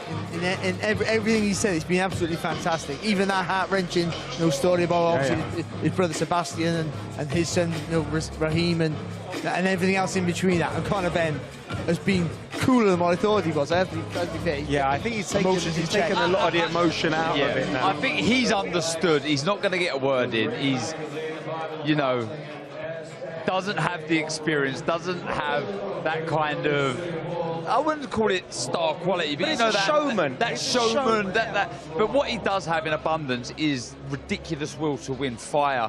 And I think he's just taken a step back here and let this man play the villain, I don't know if it's a good... I don't think he's the villain anymore. Yeah, no, I don't think I think he's just playing himself. And, yeah, it's just set the tone perfectly, hasn't it? One more day. And then Saturday comes and it's fight night. This is incredible. Tomorrow is going to be the weigh-in.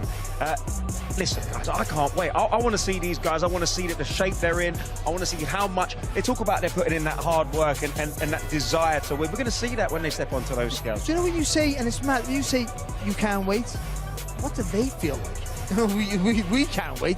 They're frothing at the bit. Once they got to make the weight, then that's the worst part. But once that's it's funny when you train for the fight. You're almost like you need the fight. Now, guys, there is way more coming on DAZN. It is not just this Saturday's Fatal Fury Eubank Benn, which will finally settle a 35-year family feud in front of a sellout crowd here at the Tottenham Hotspur Stadium. You can buy that now at DAZN.com/boxing. Also, cruiserweight world champion Chris Camozzi takes on Andrea the Italian Thunder Bici at BKFC 73 in Italy. And Dream Boxing brings us Adrian Krasnicki versus Diego Ramirez on Saturday night. Plus, Kurt Scooby will take on Jesus Vasquez Jr. live from New Jersey in the USA.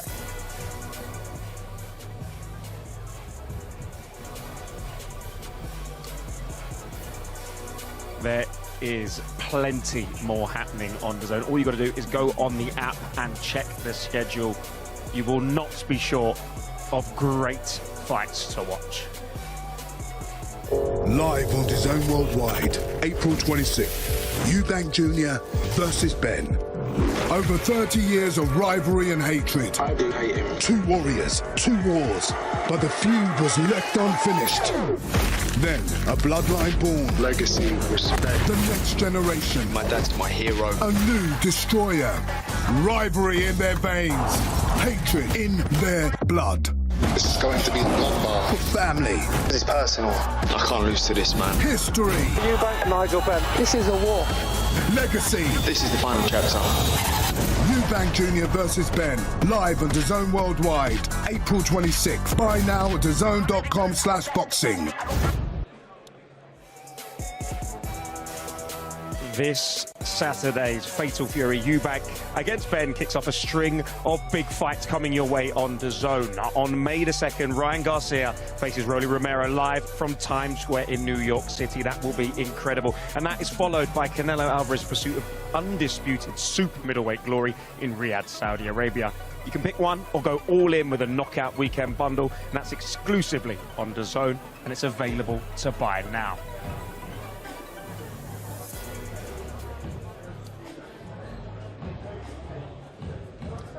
It's an absolute pleasure. I mean, there are plenty of fantastic voices in boxing, but Adam Smith, yours might be one of the very, very best. It's a pleasure to have you here. What have you made of all of this? It's fantastic, isn't it? It's what we live and breathe this sport for. A sport I've been following since I was 9 years old. Chris Eubank Sr. was one of my heroes growing up as a teenager. I got to work with him and Nigel in the latter part of their careers. I remember their fights like it was yesterday. A wonderful, simmering, horrible rivalry between the pair, polar opposites. And look at their sons, 35, 30 years later, just repeating almost. There's so much in both of them that remind me of their dads.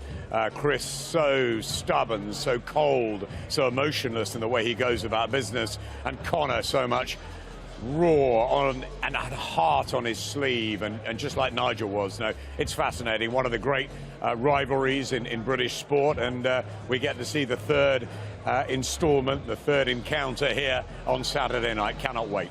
You got what you asked for, Ed. I spoke to you just before this presser, and you said, I hope something goes down here. Yes. It did. It did. When you look back at the two press conferences, would you say it's 2-0, Eubank? Well, the one in Manchester, I think, probably was 10-7 with the egg smashing. The one here 2 days after that was psychological advantage for Eubank, the way he shut up Eddie Hearn. The 50,000 for the undercard fighters, the neck stuff got Conor riled. I thought Conor was much cooler today, and he's been really calm all week. But Chris has little digs. I love the Frank Smith Eddie thing. I knew that was going to happen. I'd certainly heard that might happen. Yeah, really well played. I thought Jamie did a brilliant job up there of conducting it all. And yeah, it was fantastic. It was spicy, there was needle, there was tension, and there wasn't anything stupid today, which I think was really nice to have. It was 2 days before and they're ready for battle. Yeah, just what we needed really, Adam, wasn't it? Just the right amount of pressure, taunting without anything going overboard. I think so. I think we had that. We had the eggs, set everything off, and yeah, Conor went to training camp. We've heard from Nigel and from Tony how well that's gone. I know Junior rather has gone as well. He's done brilliantly in his camp. I know it's been in London, all over. He's actually been to lots of different gyms under Jonathan Banks. I think he conducts things his way, Chris, you know, bringing Ronnie Davis up there as well. I think he knows exactly what he plans to do on Saturday night. I think the weight thing is interesting over the next few hours. Super middle. He's a big lad, and he's 35, Junior. So that's going to be tough these next few hours. He is a big lad, but his last 4 fights have been at 160. So he is quite tight at the weight, but it's a weight that he is used to making. So this process over the next 24 hours isn't something that will come as a shock to him, I don't guess. It's not a shock, but he's 35. I mean, the boys will tell you better how hard it does making weight as you get older. And I think also with the rehydration clause in there to match that too, that's tough. So it's not going to be easy, but look, you guys will know better than me. Look, I'm intrigued. I would love to know what Chris Eubank Jr. will weigh the next day. Like, for instance, when I'd done it, I couldn't have put any more food and drink inside of my body. It was annoying having to check the scales, get on and make sure that the next morning I'd be fine. But I woke up the next morning and I was 7 pounds over. I'd love to know, what do you think Eubank would come in? Wow. If he was given the opportunity to go all out. If there was no rehydration, there was no way in like the IBF rules on the Saturday, wow, I think he could come in 1.5 stones over. I really do. I think he could be massive. Look, we remember Ricky Hatton, Nassim Hamad putting on huge weight. You know, I remember Naz, I think, was 813.5 when he fought Juan Cabrera.